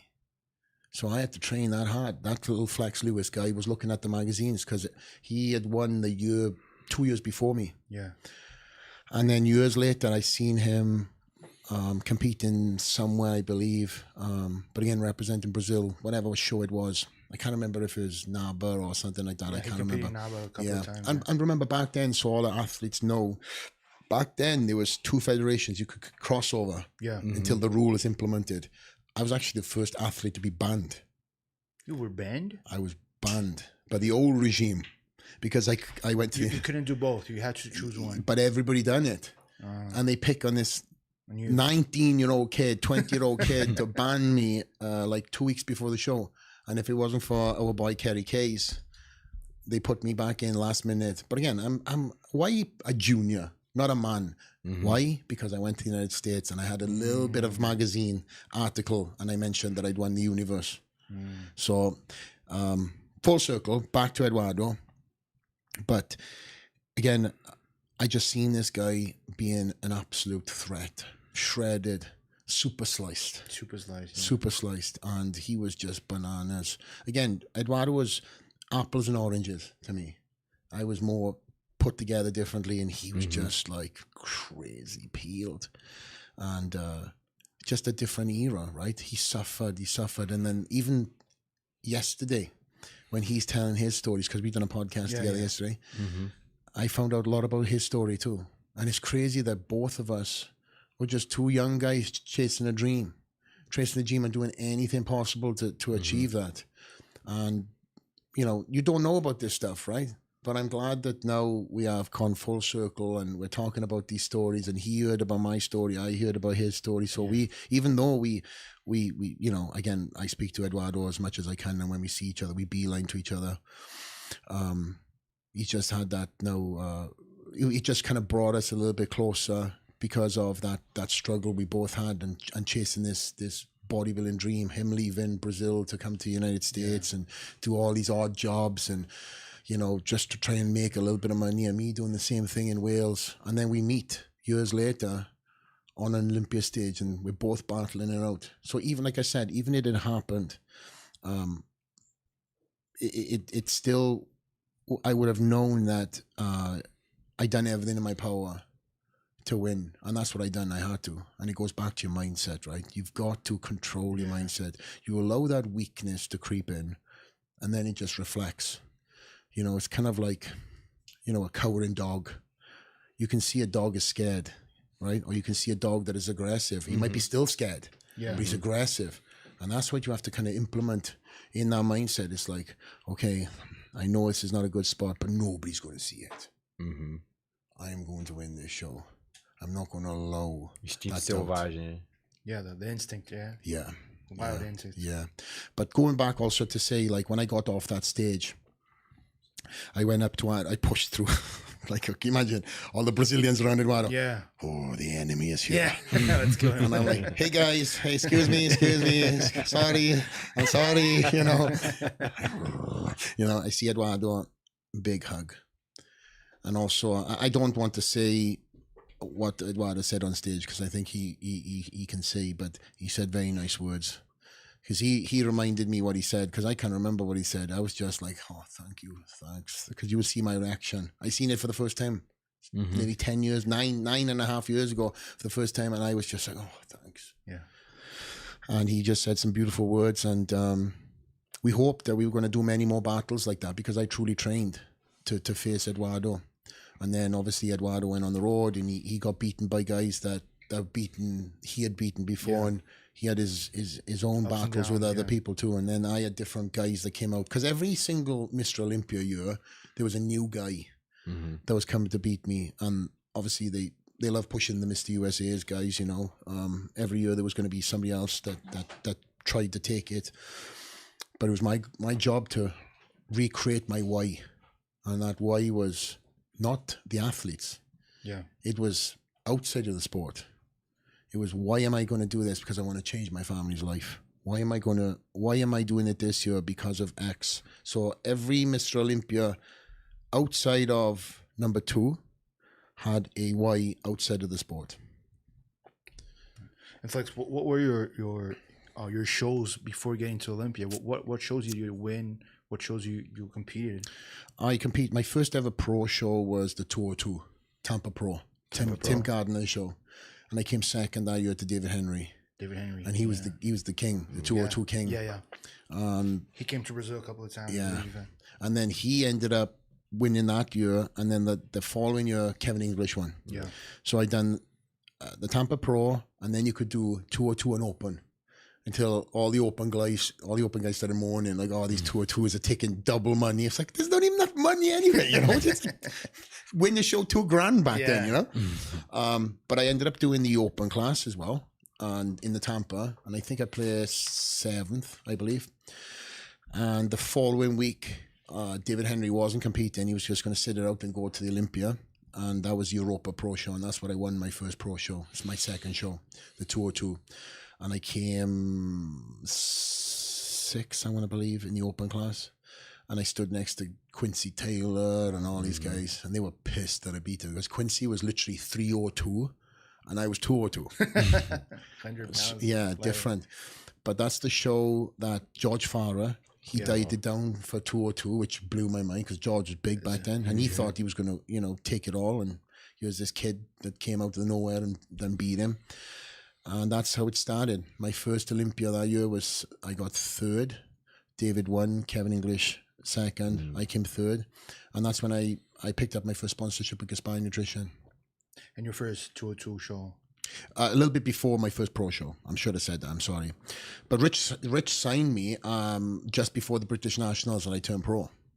And Rich thought I was a pro. And then he found out, oh shit, he's not a pro. Shit. Okay, well, you got to do well now, right? Yeah. You're gonna be one anyway. But Rich really, that's when it really took off for me globally, because back then, again, social media was really at this infancy stage. But Rich was so old school. We were traveling around the world, all around the world. I was really, really traveling way too much, doing way too much appearances. So much so, the guys who I was standing against, like at the time, David Henry was with Muscle Tech. I think he was doing 6 appearances a year. Wow. I was doing 32. Part of my contract. And travel days weren't classed as appearance. So I had to, and I was like, I'm gonna kill myself. I gotta have, if I'm flying somewhere, we gotta count that in.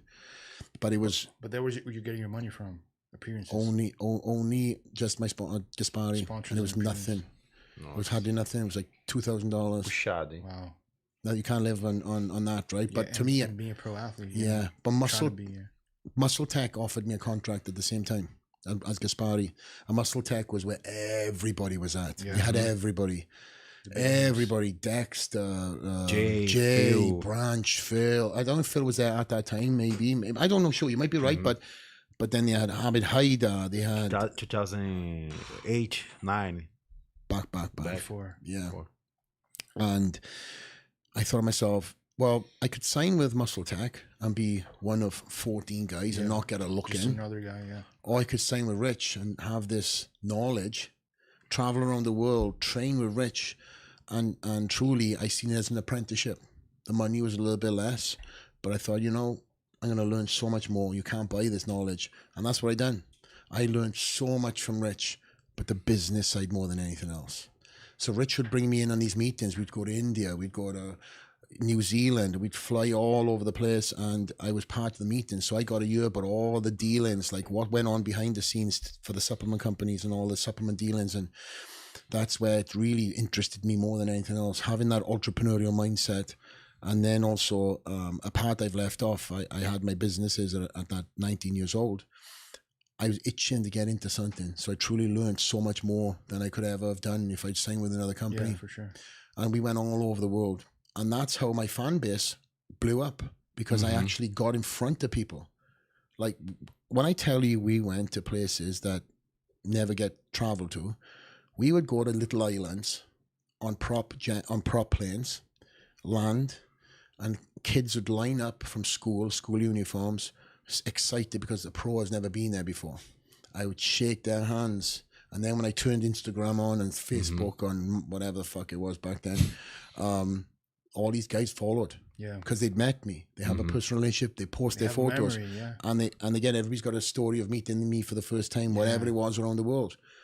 And that's what I truly started marrying personal relationships with social media and putting them together. Because a lot of these guys now, these days, they just all social media. They don't have any...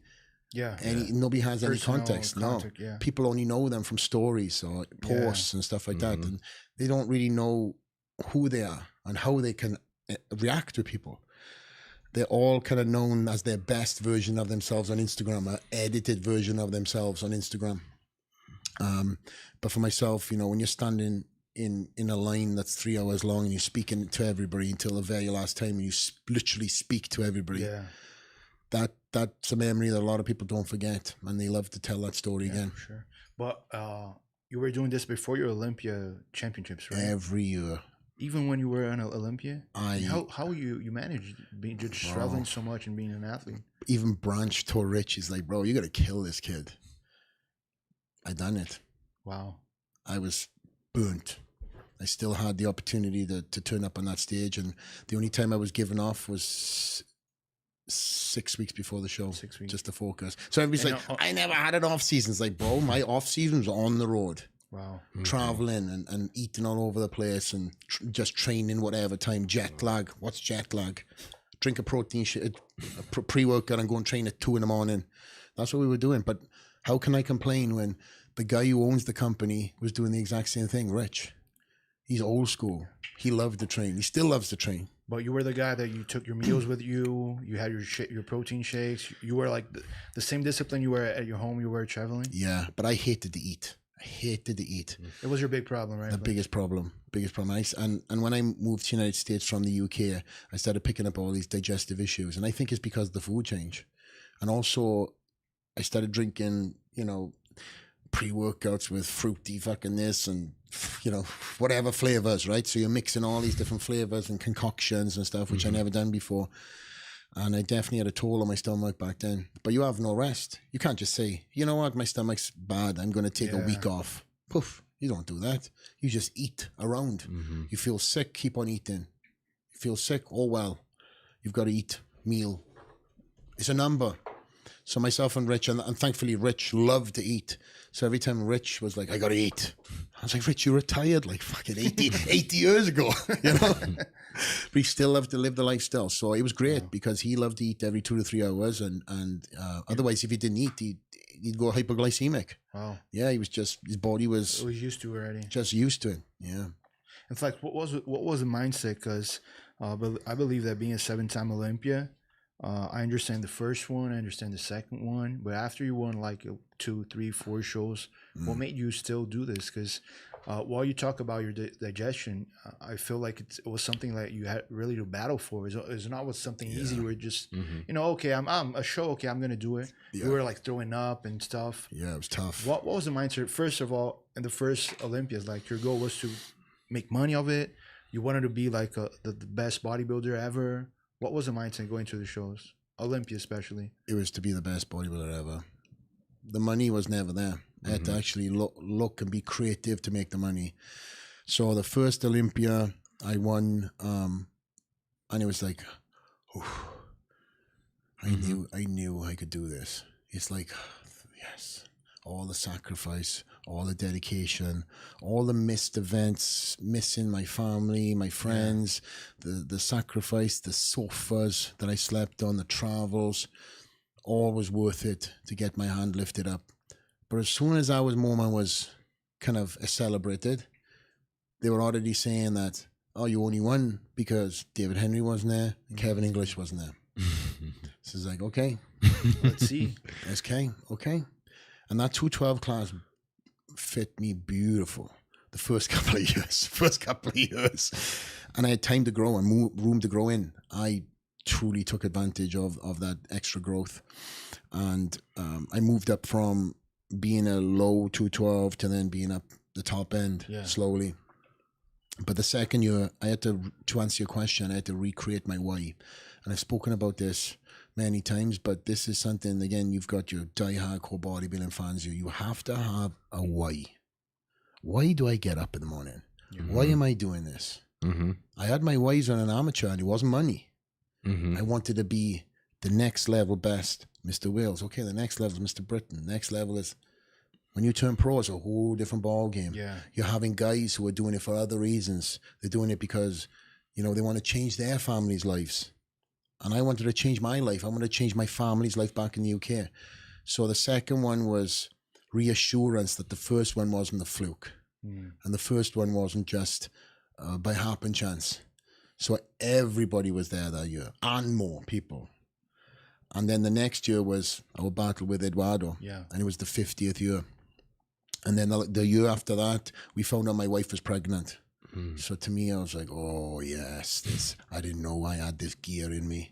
Didn't know I had this mindset in me. It was like a 8th gear that I found, like, okay, no, I'm not doing it just for me. And I was not, and me and my wife got together before the first. I'm not doing it for me and her. No, I'm doing it for what's to come. And then the 5th was a photo on stage. The famous Sergio Olivia photo of Sergio on stage with the baby. I wanted to have that photo. In fact, it was my screensaver on my phone all the way up until my probably like a year ago. All my photos, all my photos are all my family on my phone. Not anything to do with bodybuilding. Photo you with your son? It was a photo of my daughter and my wife on stage. And Bob Chick. That photo. Of course, it wasn't as young as Sergio Jr. because he was just newborn. So we had to kind of wait, you know, until after, you know, it was like a year later to have her in. So she was not quite a year, but holding her up in my hands and like, wow, I got that photo. And that's what it was. I dreamed of having that picture. It was never about beating this person and that person, because then it just becomes too personal. I never made it personal. I didn't have a vendetta. And even Eduardo mentioned yesterday on the podcast, like the 212 class was a brotherhood. Yes, we were all fighting against each other, but the open class guys, there was drama, there was people bitching, there was the King Kamali, Craig Titus bullshit that was going on. It was great for magazines, but the 212 guys, we had no beef. In fact, we helped each other out quite a lot because I wanted to see the best version of you, and you wanted to see the best version of me. So when we all turned up, it was like, it was so close to even playing fields that we could all battle the best version of one another. Fala pra ele que a gente sempre comenta que a 212 é a categoria mais acirrada de todas. He's saying that we always say here in our show that the 212 is the most, is the division with the most competition. Like it's very, very hard to see the difference between the level of the athletes. Everybody's so good. Everybody's so competitive. Of course, in your era, you were the guy, and the guys below you were battling between each other. But today, like, you cannot affirm who's the champion. Like, we saw this last year, right? Look at Sean and Keon. Keon trains in my gym, so I get to see Keon all the time. He's an absolute mutant right now. Like, my gosh. But I look at him and go, man, I would love to have competed against him. But I'm like, okay, kill that guy off, Flex. We're not coming back. We're not coming back. And if I come back, it's going to be open. But it's not coming back. Just you clip that clip, okay? It's not happening. But with Keon and Sean's a good friend of mine too, and Sean has got one fantastic story too. You know, I've seen Sean grow from like 150 all the way up to where he is right now. And I even said to him, it's like, I never dreamed to see you like this. So he's put the work in, he's put the time in. He's also now tasted a defeat. And when you taste a defeat, it's a fucking dangerous guy. When you've had something and it's been taken away from you, that's a dangerous guy. And Keon's tasted it, and he doesn't want to let go of it. And then the other 212 guys who all sorts like, oh, I want to be in this mix too. So to your point, it's a great class. It's a great division, and it's a very exciting division. And as you know, the two guys that have both were once 212 athletes are now first and second in the world, flipped in the last 2 years. Doesn't that go to show that how good and competitive the 212 class is, and the suffering that these guys had to do to make the 212? Because these guys, like me, couldn't make that 212. They would suffer to get into that class. Now they suffer to get into conditioning in the off season because they in the open class, but they also understand that condition kills, just like speed. Yeah. And that is what these guys now have over in the old school guys, because the old school guys was just coming big and full, but now these guys are coming in peeled and hard. And you know, look at Hardy at the Arnold Classic. I mean, people are saying, you know, if he turned up looking like that at the Olympia, it would have been the other way around. So now we have another battle that's going in. You've got Sean and Keon going into this year's 212. You've got Hardy and Derek plus Samson plus whoever else is in the mix.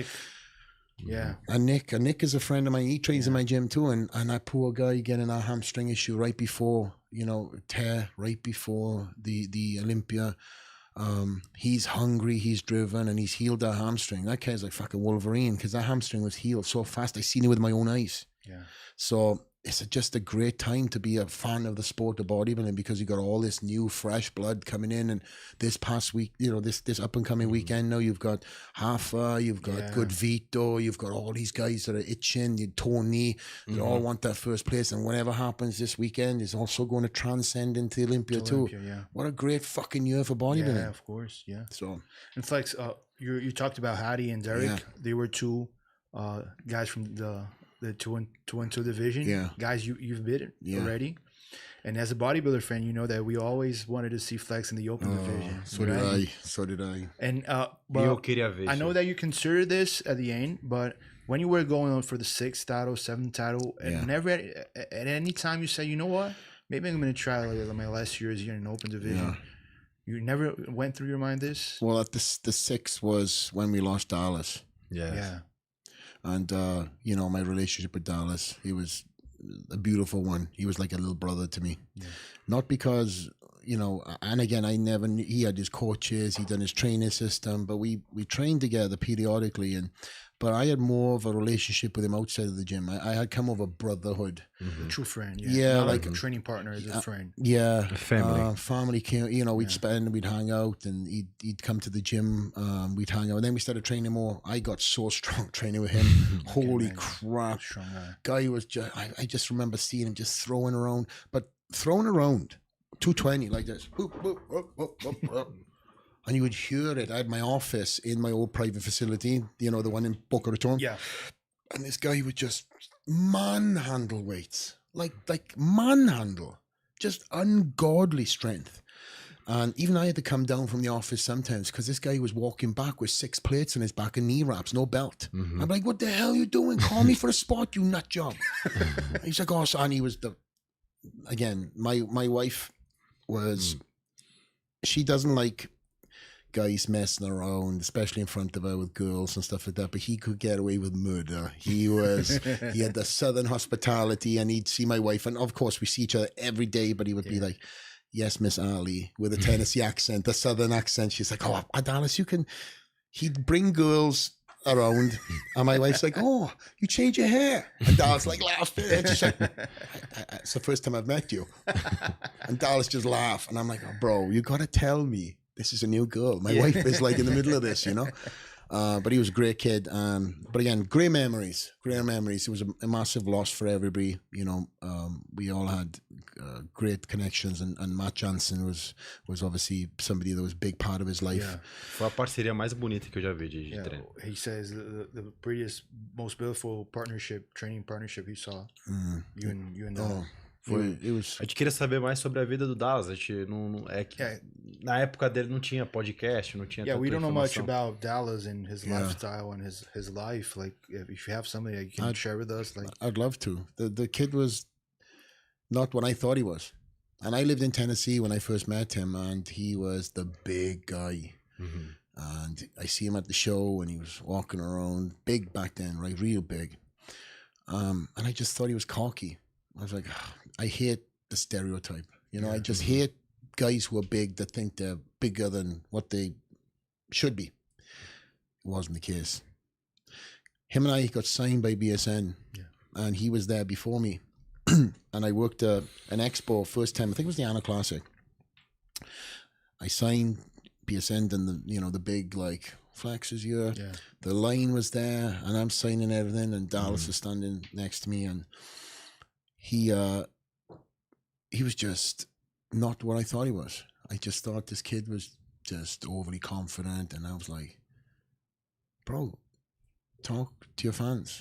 But they weren't coming up to him. They were skipping him to come to me. He wasn't Dallas at that time. He was just a big young guy they signed with potential.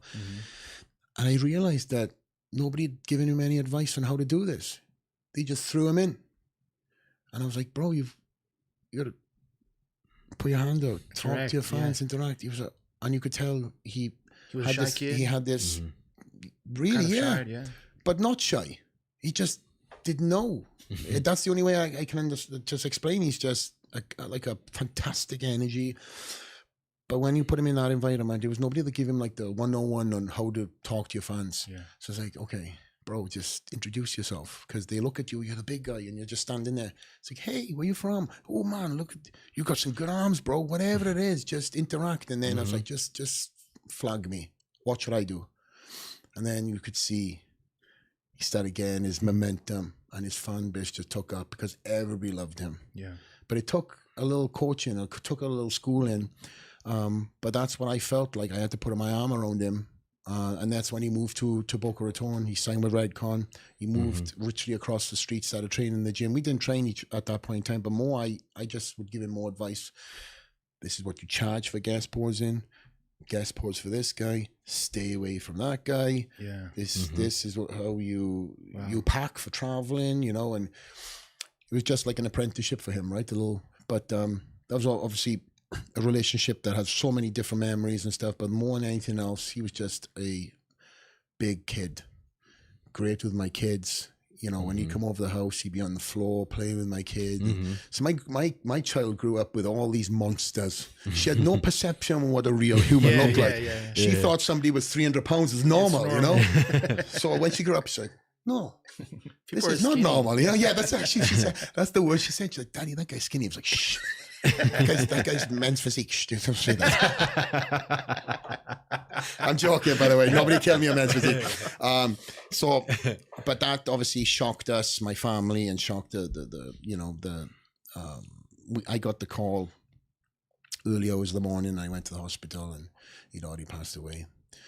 And then I had to get my head around the Olympia, which is 3 weeks time. 3 weeks out. We done the funeral. Wow. And then a hurricane was coming in to Florida. We had to board up our house. We thought we were going to lose the house. So me and my wife packed up everything, and we went to the Olympia 2 weeks before to Las Vegas, and we watched the hurricane come so close to the house and change directions last minute. So we thought not only were we going to lose somebody that was super close to us, my little brother, and we thought we were going to lose the house and everything too. So that didn't happen, but it didn't really hit me until several months later, because even at the Olympia, I was just a shadow of myself. I had to be autopilot. And from the first fan to the last fan, everybody was crying. And I just had to be I'm so sorry. And I was like, yes, you know, but I had to be stone cold until I left the expo, and then my wife would be like, okay, come on, this is for Dallas. So that's what you had to do. We had to do it for Dallas. So that was 6. And then number 7 took me a long time to get my head around. It was only until I went to FIBO, which is in April, that I decided to do the show. You were enjoying the show? I just didn't think about it. Wow. I just was like, I don't know what to do here. Because again, it was like we've lost friends, you know, people, you get upset, but that was the closest thing that I kind of, that affected me through the bodybuilding. And then I can still get like caught up in emotions, so I'll stay strong, you know. But 7 was for me.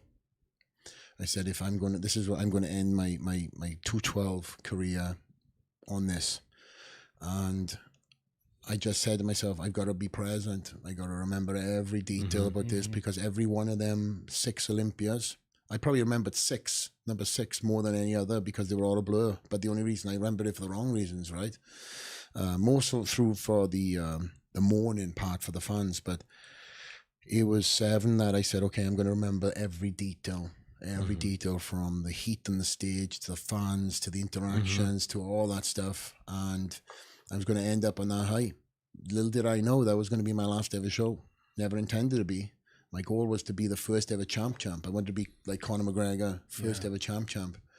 And that's when I said to myself, okay, next year I'm going to take off. And that's probably one of the biggest regrets I'd done, because I knew I was big enough in the off season to do it. I mean, there's photos of me at 228 and I was like ready. That photo that you popped up and I'd done the before and after, that was 6 weeks before the show.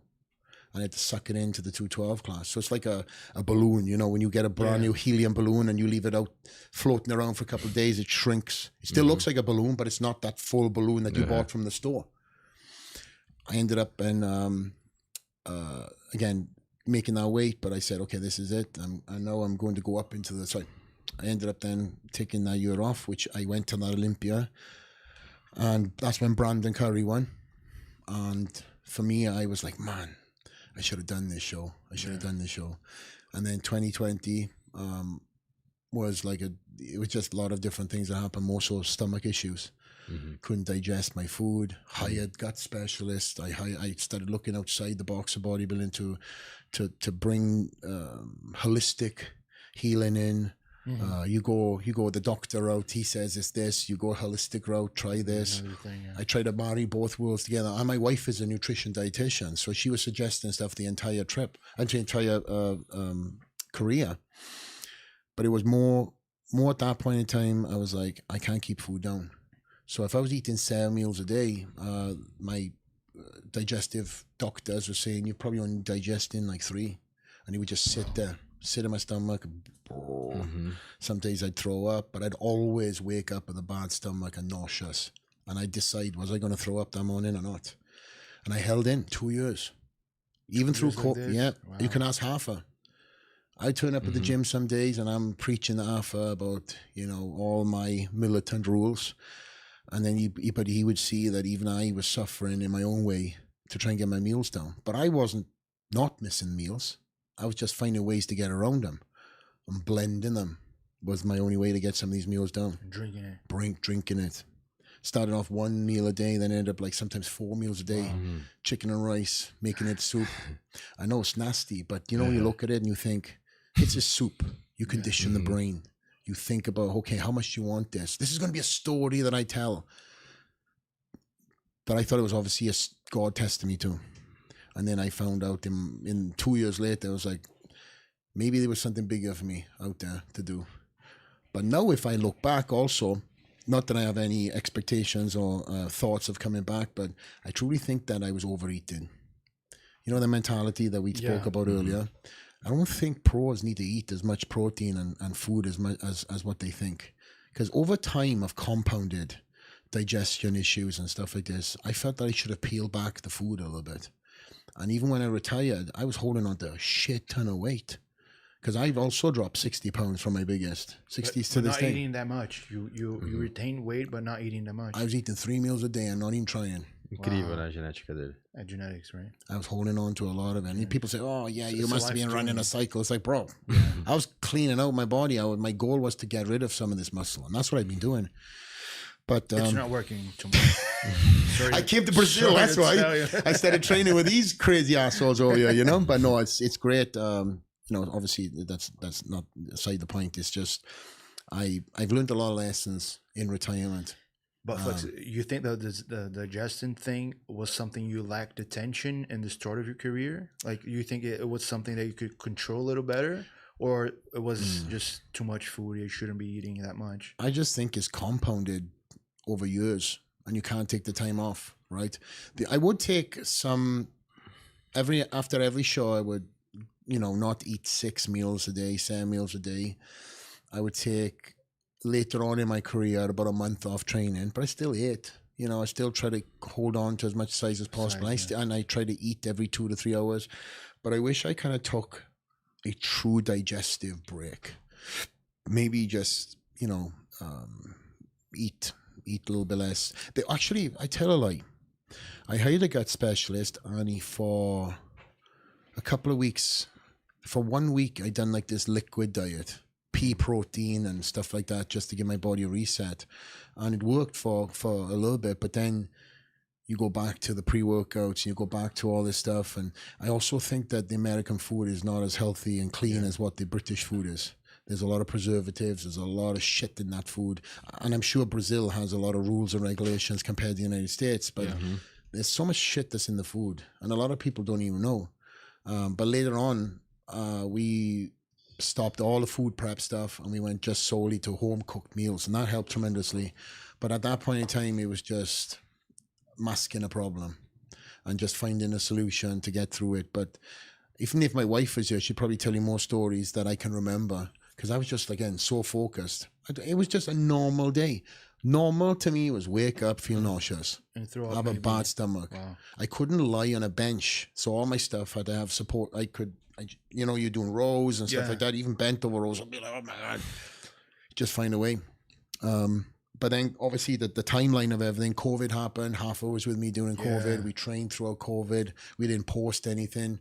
1 week into COVID, I dislocated my thumb, and we found ways to train around that. You can speak about him. We tried to pop my thumb out every single day for months, because nobody would see me. Everybody was so scared, you know. And we tried everything to pop my thumb out, but I knew it was dislocated. And see my doctor within 5 minutes. I can send you that video too. Pop my thumb out within seconds. It was out for so long. But if you have Hafa on the show or you have the chance, ask him about that. We would put a wrist strap on me, tie it so tight, my hand would go completely white, and then they put the dumbbells on my hands just to press. But that was, like I said, during COVID, and we all trained hard. And 6 weeks before that show, for me, I was in my off season. I was probably like 250, 260 or something like that, throwing a lot of weight around. We were strong. We were training hard, heavy. We were even at half as heaviest back then. I was making him do pull-ups, rows, different movement patterns. I was doing like 30 pull-ups, just bent over rows, 4 plates aside, just doing a lot of like different movement patterns, just for, you know, again, nothing else was going on in the world. All we had to do was just focus on the training. And 6 weeks before the show, the Ano Classic Brazil, they pulled the show. And that's where that photo of me next to Hafa, I think John De La Rosa might be in the photo too. He's standing next to me, he's doing the most muscular. This kid, man, he blew up. Picture, He blew up, like literally grew in front of me. And I knew that even though I believed that he could be something special, I was like, if this guy trains like this consistently with no distractions, he's going to be dangerous. Keep the lines, don't ruin the lines, just keep the beautiful aesthetics and the muscle bellies, and he's going to be something special. And here we are, fast forward, right? Yeah. Quanto tempo que ele viu o Rafael campeão da Olímpia? And he's asking how much time you see Rafa being the Olympia champion. The Mr. Olympia champion? Yeah. Oh, how long? And until he comes close to getting up. How many years he has to? I told him. Time. I told him a year ago, 2 years, he can win the Ano Classic as long as he trains hard and distraction. But I also said that with the intent of him having the same mentality he had when he was around me. So now we're 1 year in, and I truly believe he could win the Ano Classic first. Ano Classic Ohio. Like next year. I believe as long as he puts everything in, I mean, all in. He's also hired Neil now. Yeah. It's a different mentality. Neil don't take no shit. You got to have a coach, not a cheerleader. Not that I don't know what he was doing before, but I do know that I wasn't the best version of him. You know, we're seeing it now. Right? We're seeing it now. He's eating. Yeah. He's eating. He ate, I think his lowest carb day was like 200 grams. I mean, I'd be, fuck you, half. I was like 40 grams to make my weight. But his physique has trained tremendously. His mindset, though. The mindset is what I seen improve for him more than anything else.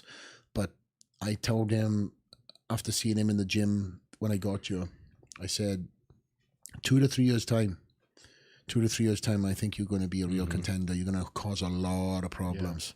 You know, I know people want to hear something different, but this is bodybuilding. This is a marathon, not a sprint. You got to put this work in. Every day is Groundhog Day. You know, you got to treat this with a militant mindset. You start lacking on certain things. You start missing, you know, the everything. Just small little things that add up, compound. Everything as small as having massages to as big as missing a good push on a hamstring day. Yeah. Can't miss that shit. 100%. Yeah. You've got to have this crazy mindset to be just to deserve that first call out. You can't be like, shit, but I want it so bad. But did you? Did you really leave it in the fucking gym? Did you go in there with the mentality that I'm going to kill myself today and crawl out and drive home in discomfort because you left it all in there? There was many times where I'd be driving my car and I'd be like, oh my God.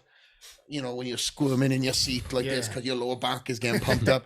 It's like, how many times of that have you gone home and like, hey babe, put the food on, I'm coming home, I just finished legs.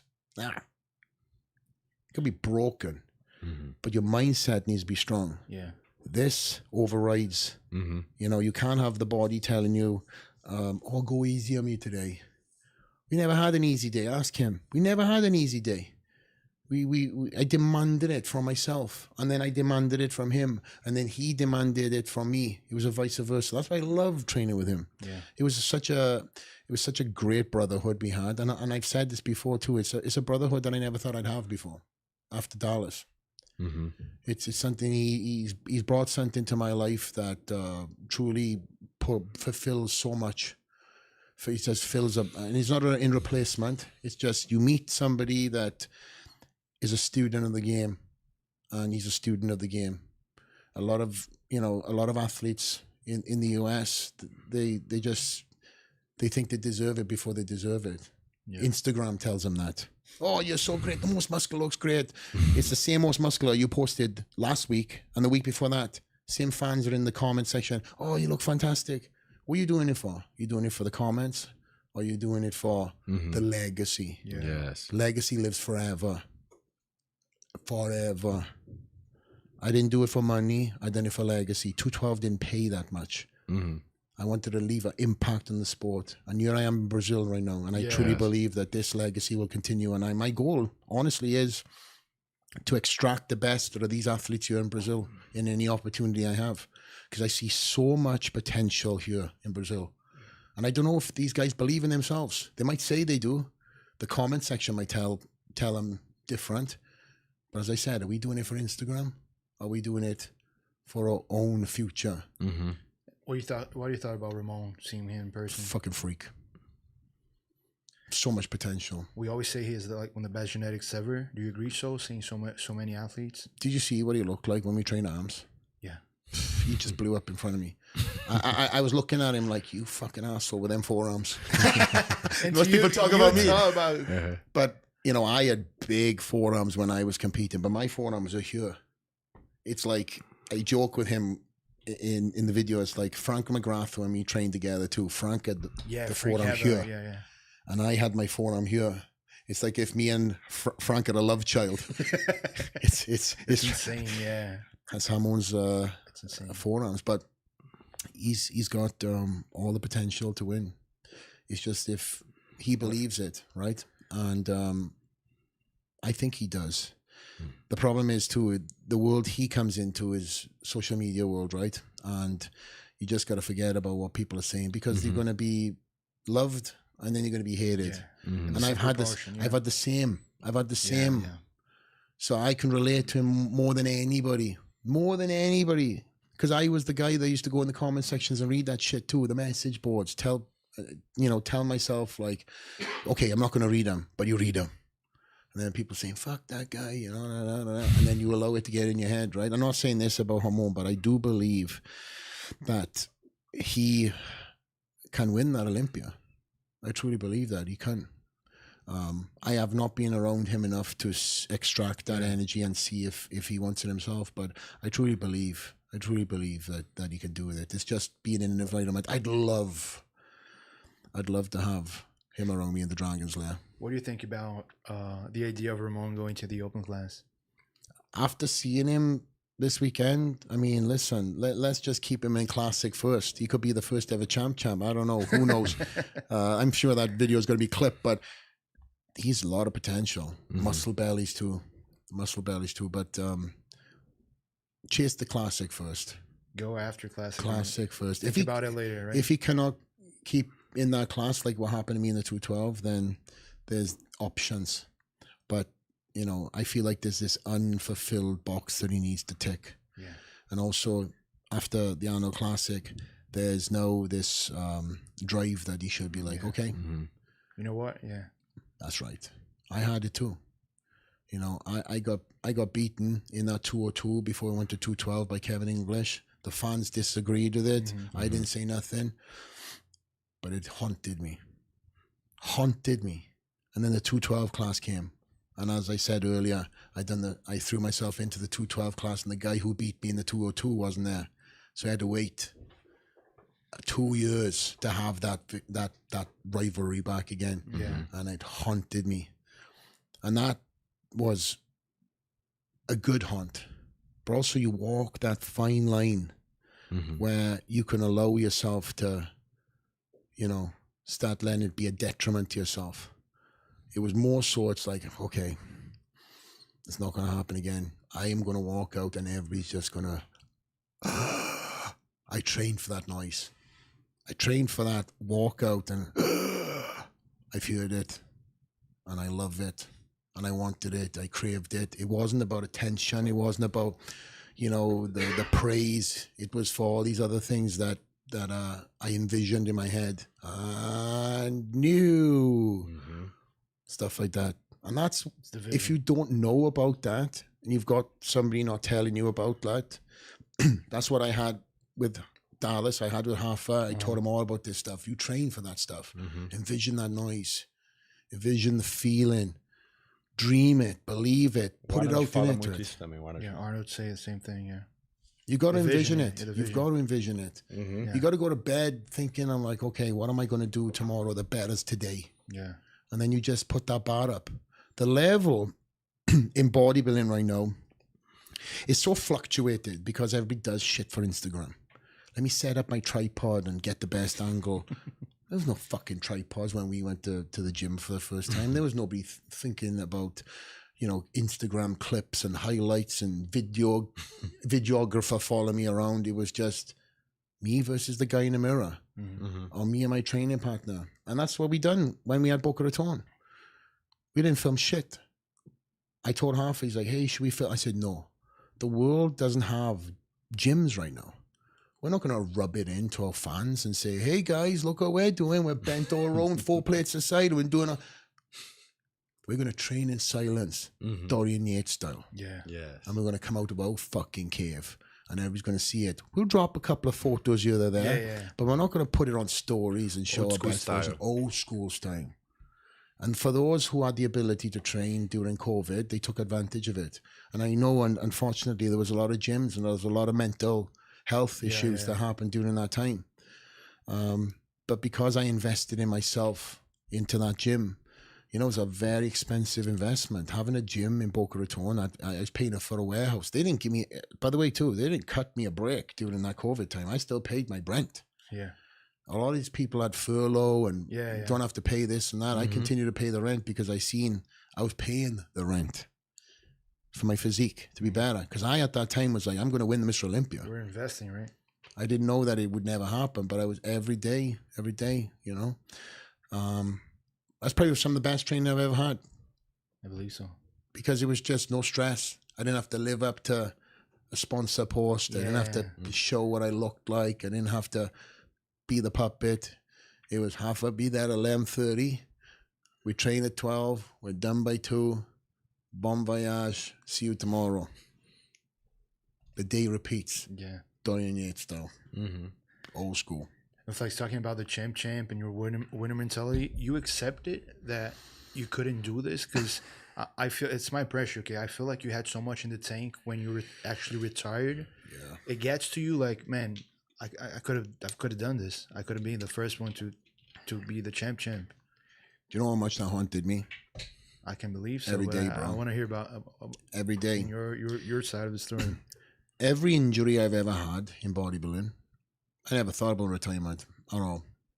It was just like, okay, we'll train around it. 2-tone shoulders, 2-tone knees. Didn't talk about it. Nobody knew about it, because you tell people, oh, I've torn something. They'll see it on stage. Oh, yeah, I see his tear. Fuck, I wasn't giving anybody the option to see any shit. I was training hard. I won shows with all this stuff. Not once did I think about retirement. And then when I had the stem cells, I had to stop training for that period of time. I went to Colombia.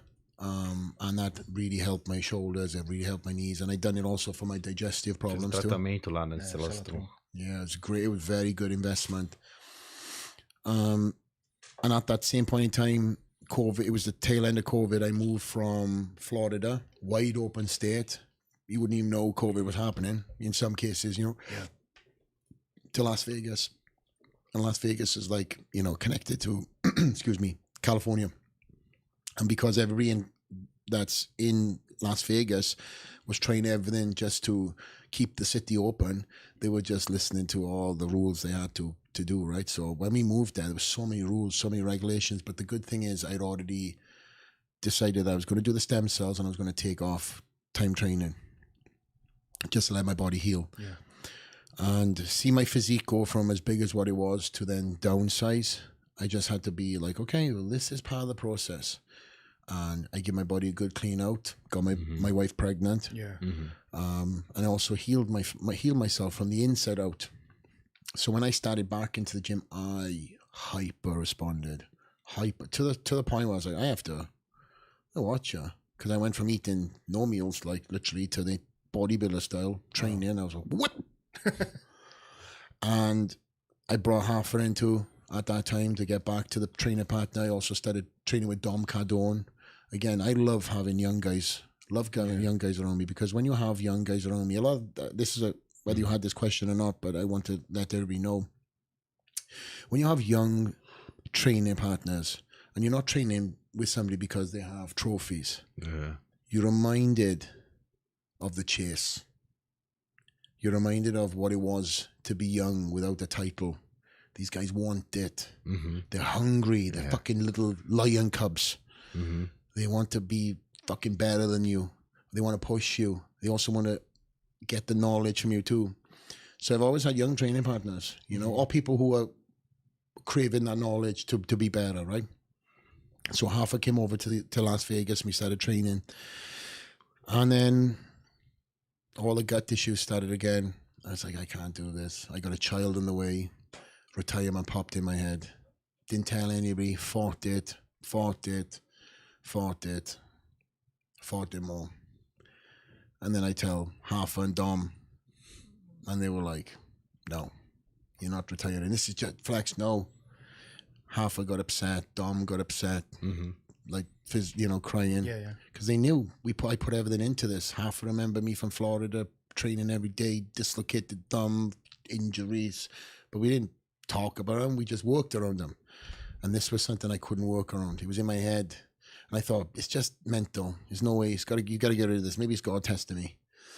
And in the end, I was like, once you get retirement in your head, it's hard to shake out. When you decide that it's... When it hits, it hits. It hits. And no matter how strong your mindset is, there's an end of the road. I had much more in the tank.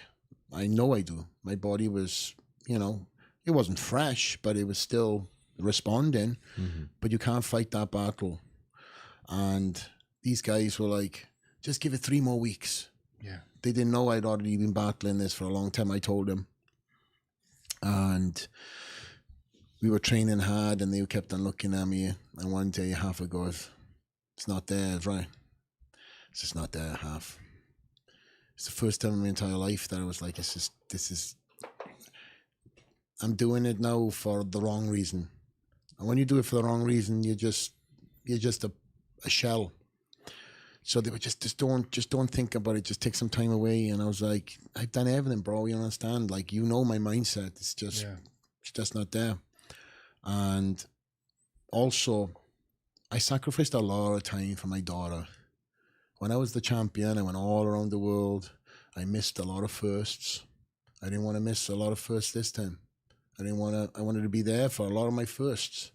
First steps, first voice, first word, first this, first that. It's like, am I doing this now for what, right?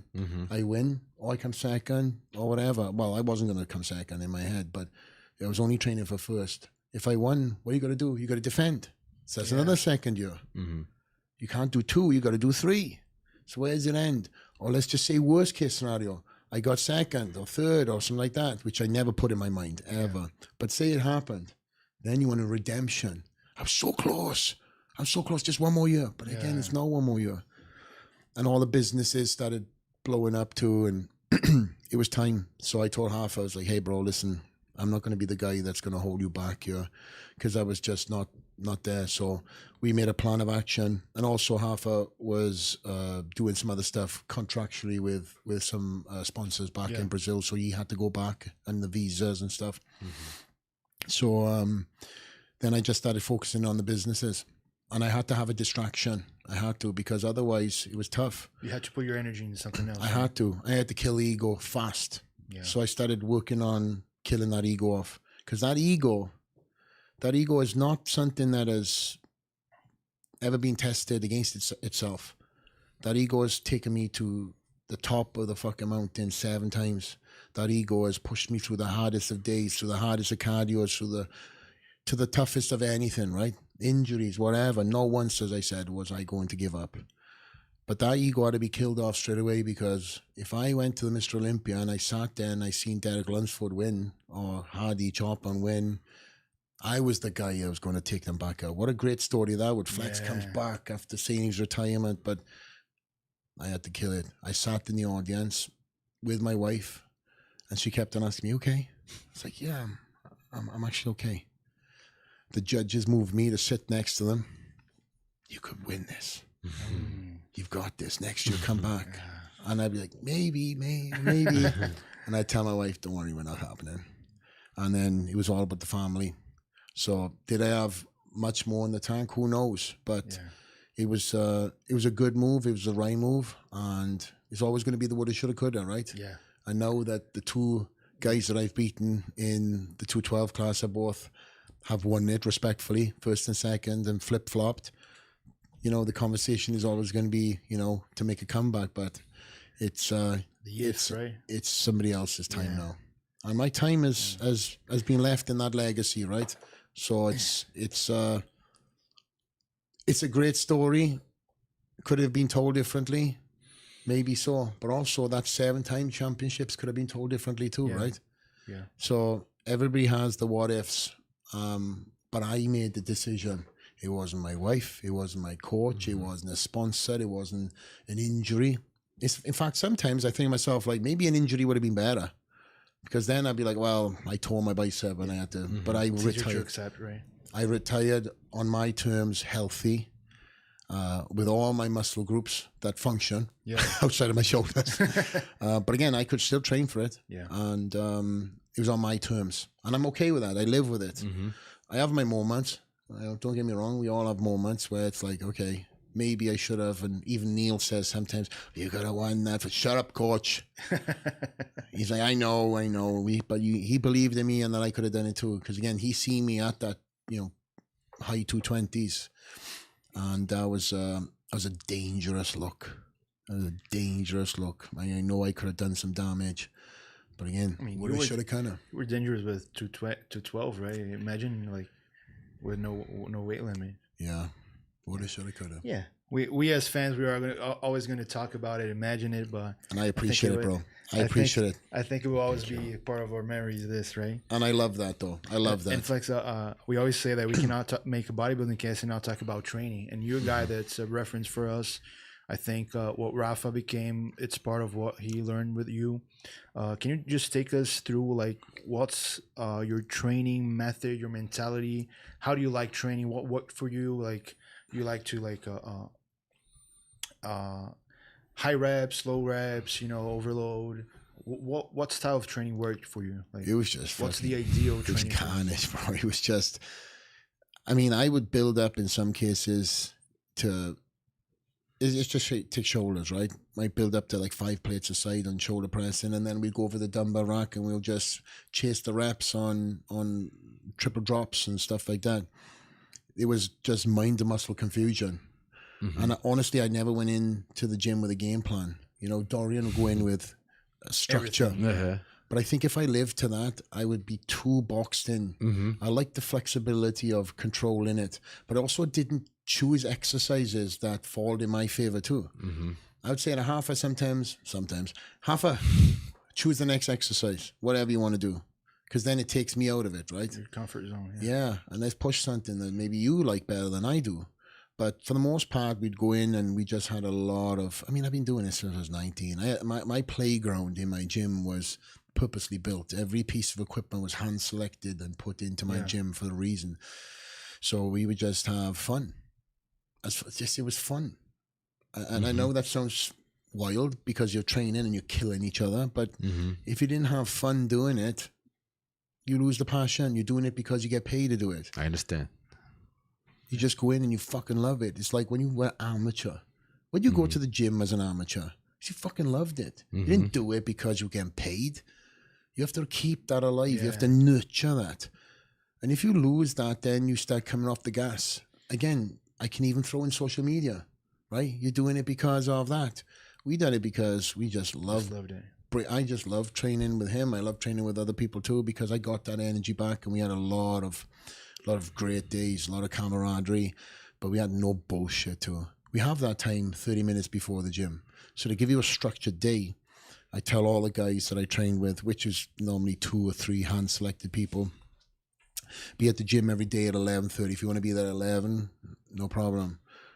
But if you're not there by 12, the door's locked. I don't care. 12:01, maybe 12. And there was no windows, no doors. You could stand there banging the door. And you can ask him. Sometimes some training partners turned up. They drove an hour. Sorry, you didn't tell me. Hey, respectfully, if you're going to be late, traffic issues, text me. Yeah. But don't think that you could just come in and, you know, I come from working class background. My dad, if he turned up late at work, you wouldn't get paid. You clock into work, right? Same mentality.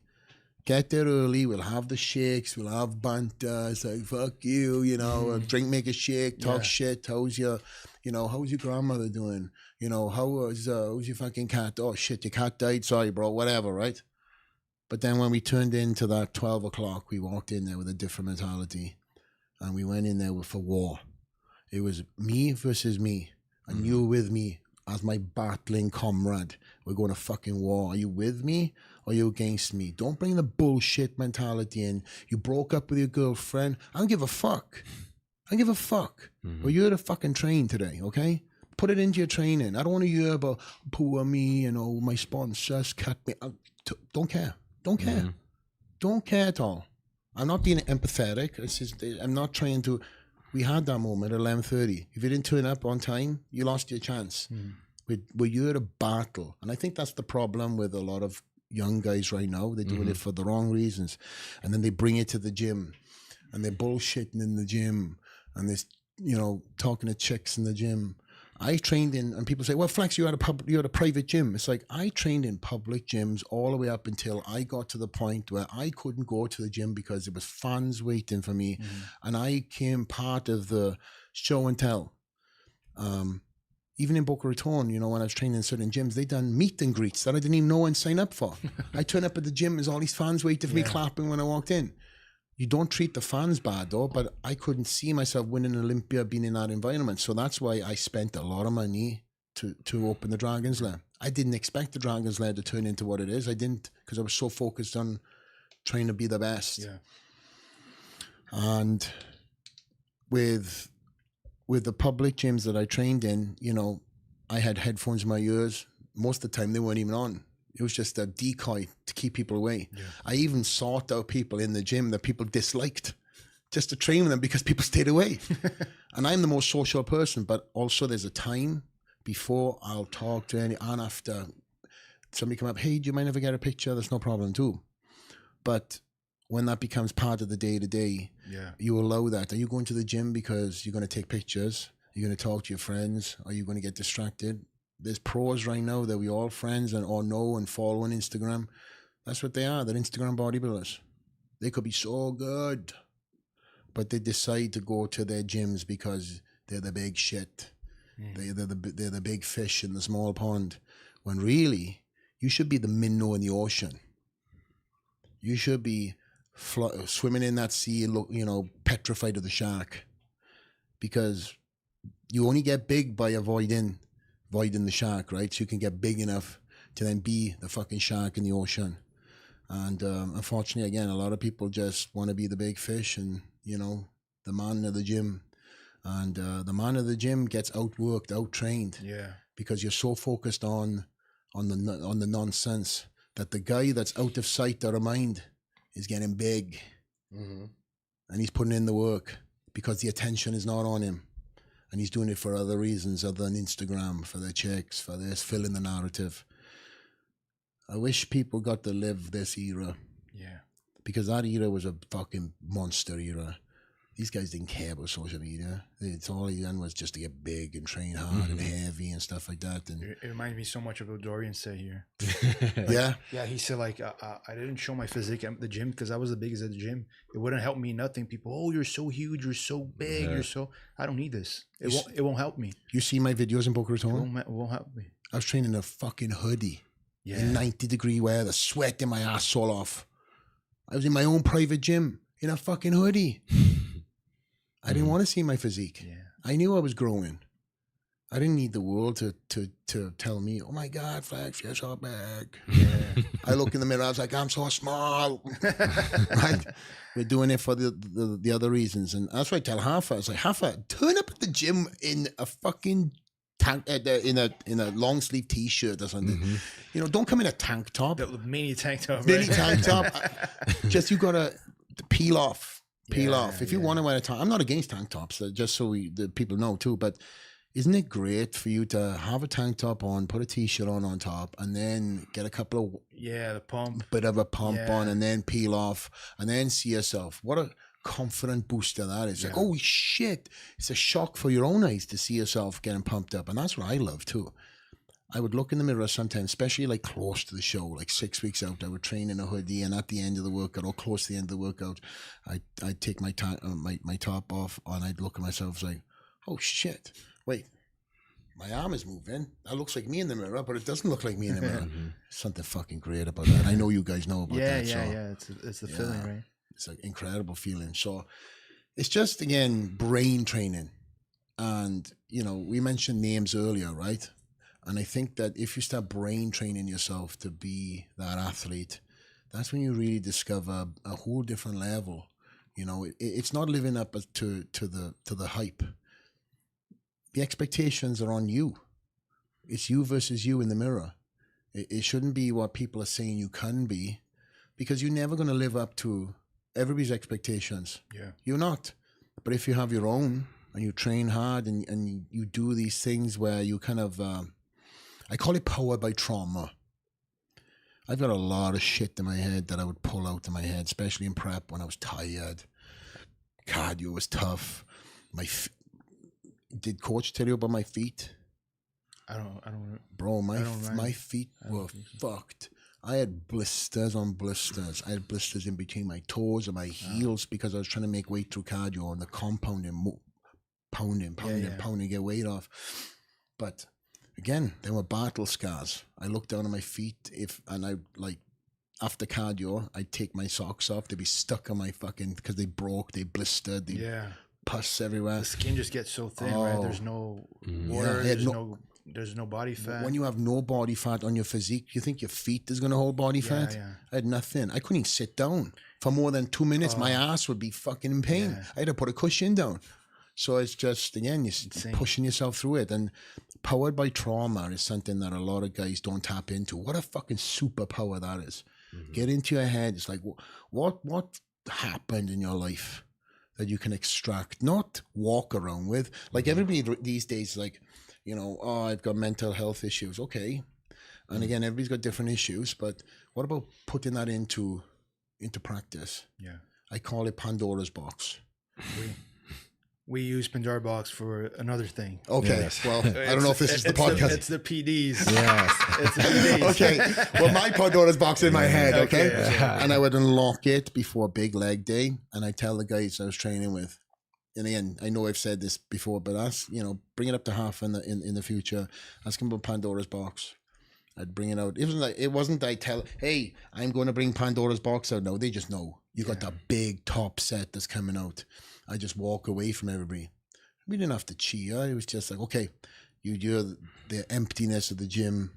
I'd walk away. I'd get in my head. I start extracting things. I go into the set and I start pissing myself off. You fucking cunt. Fuck you, you fucking asshole. Stuff like this, right? And then I just get into that set aggressive. And as soon as the set is done, the guys would say, good set. Nobody, just let me walk it off. Because then I'm there for you. You can't walk around with that. That's going to be traumatic.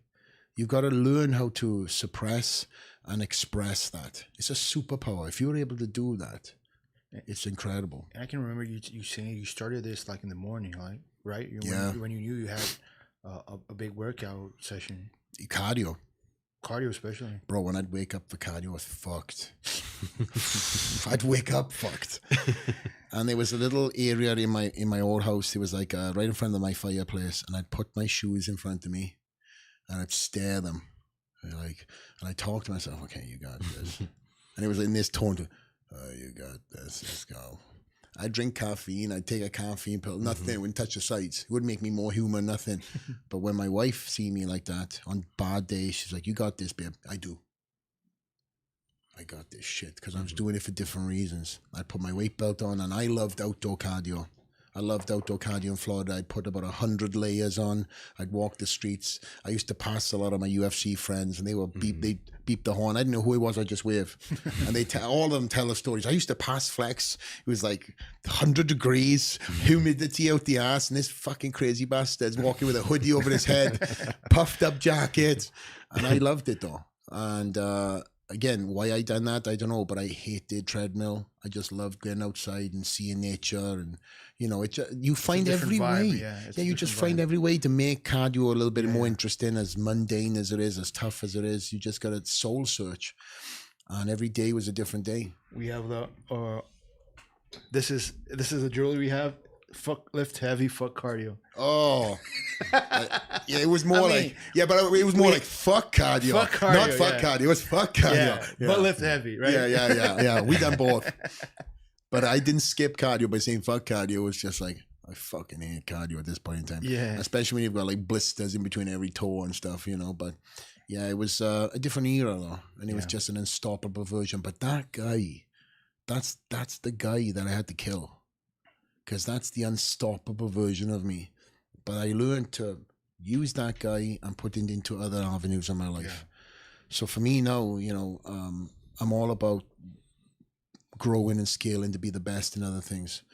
So I put it into my business and the equipment company, Arsenal Strength, right now, we're the #1 growing and fastest company in the world. Yeah. My gym is the #1 destination gym in the US. It's one of the top 5 in the world. So them are the kind of things that I'm chasing right now. And obviously one of the bigger things for myself is trying to be the best dad. And also educate my kids, now that they're getting a little bit older, that daddy came to this country with nothing but a dream. You've got a beautiful life. You get to fly business class. My daughter's like, Daddy, does this plane have a bed when we fly places? Like, you have no idea. Daddy flew to Australia in a middle seat. Yeah. Eating Tupperware out of a Tupperware box so you can have this life. But then she's not spoiled. She's just been brought up differently. But now she's 8. So she's now starting to understand, right? And I spoke to her earlier today, and she said to me yesterday, Easter Sunday, she said, Daddy, why aren't you here? You're breaking traditions. It's like I sleeping. She's snoring, yeah. Let me film this, but no, look.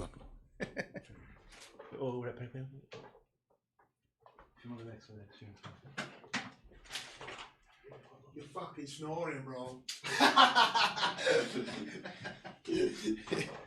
Am I that boring? Yeah. Am I that boring? Pessoal, tá rolando sorteio ainda, hein? You know you have to take over. You know you have to take over in English. Oi? You have to take over in English. Não, meu inglês é horrível. Are we still recording? Are we still filming? We still filming or you stop film? Não, we still film. Still film? Still film. Yeah. What are you saying? Bro, you were snoring. Pessoal, tá rolando sorteio aí, tá bom? Yeah. Kit da Growth. We got you on Superchat camera. acima de R$20 tá concorrendo ao kit da Growth, R$350 ali no cupom, beleza? Também tá concorrendo aí o kit da Garimpo de ouro, mais R$300 de vale compra lá no site da Garimpo, beleza? E também tá sorteio do farmacêutico Zambrota da Personal Pharma. Lá você tem 20 opções de manipulados para estar concorrendo aí ao sorteio, ou R$350 de vale compras, beleza? E também ao curso do Leandro Twin, tá bom? Então você fazer um superchat acima de R$20 tá concorrendo a tudo isso daí. E vamos lá que o Ed já tá voltando. Beleza, bebezinhos? O inglês é uma merda. You gotta go for it. Try it. Can you say it in English? Não, meu inglês é horrível. Bro, you Horrible. off camera, you are good English. No. Yes. I'm so shy. You're so shy. But hey, like anything, right? You gotta just go for it. You understand. You understand very good. But speaking is a little difficult for you. Yes, it's more difficult. Yeah, it's good though. I need training. Yeah, Hafa was exactly like this. It's just you be shocked just how much you kind of know, you know. And it's just having the confidence I need to travel to ask for practice. Sorry, Flex. Bro, he just, I don't know if you need it. He just took over the whole podcast for you. Sorry, man. No, you're fine. You're fine. I'm sweating like mad, dude. Look at this. Jeez Louise. Flex, you were talking about the what's next for you. That was going to be our last question to wrap it up. I mean, we have so much to talk. I feel like we could stay here for like 12 hours. We can always do a part two, my man. Yeah, that's what I'm talking about. I think that's the beautiful thing about this, right? We're going to leave a little bit of topics for the part two, but we would like to understand what's next for you, Flex, because we're seeing like, I wouldn't say a coaching thing, but I think a mentor role that you're having, like with Rafa, maybe you're gonna have with Ramon and people and your new sponsor. Yeah. What's next for you? What will make Flex happy like now on? What makes Flex happy? I don't know. What will we do? Like that energy you had to be a champion, where is going now about your family and everything, your business? Absolutely. So for me, I've been really focusing on some other endeavors outside of bodybuilding. So I've been doing a lot more TV in the US. I've been doing a lot more media with UFC, Power Slap, PBR. Power Slap is the... Power Slap is that. Oh man, it's wild, bro. This is so crazy. It's wild, bro. Wow, this is so crazy. It's Sim. Loucura. you know, when you watch it from Instagram, but to see it in the person, I can't even imagine. Oh, dude, it's incredible. I never thought I'd be into it as much as I do, but what Dana White has done has created such a great environment there. So I was very fortunate during COVID, and when I moved to the United States, when I moved to Las Vegas, that I got invited to go to a lot of UFC fights at the Apex. You guys fight fans? Yeah, I am. Okay, so I went to the Apex, which is the closed off arena. Yeah. And there was only like probably 10 people in there, and the rules were wear all black, don't yell, don't clap, and social distancing. So I was like, I've only just moved to Las Vegas and I'm already here. And there's a saying, make a plan to fail. All bodybuilders should have that, a plan of action. You know, again, when you go into a contest time, you have an off season, you have a pre-contest, and then you have a 6 week out, a 3 weeks out, a 1 week out. And then my plan of action was like that when I moved to Vegas. I said, okay, this is what I want to achieve in 6 months. This is what I want to achieve in a year. This is what I want to achieve in 3 years. And this is what I want to achieve in 10 years. So, of course, you know, the 10-year stuff is so high and so crazy.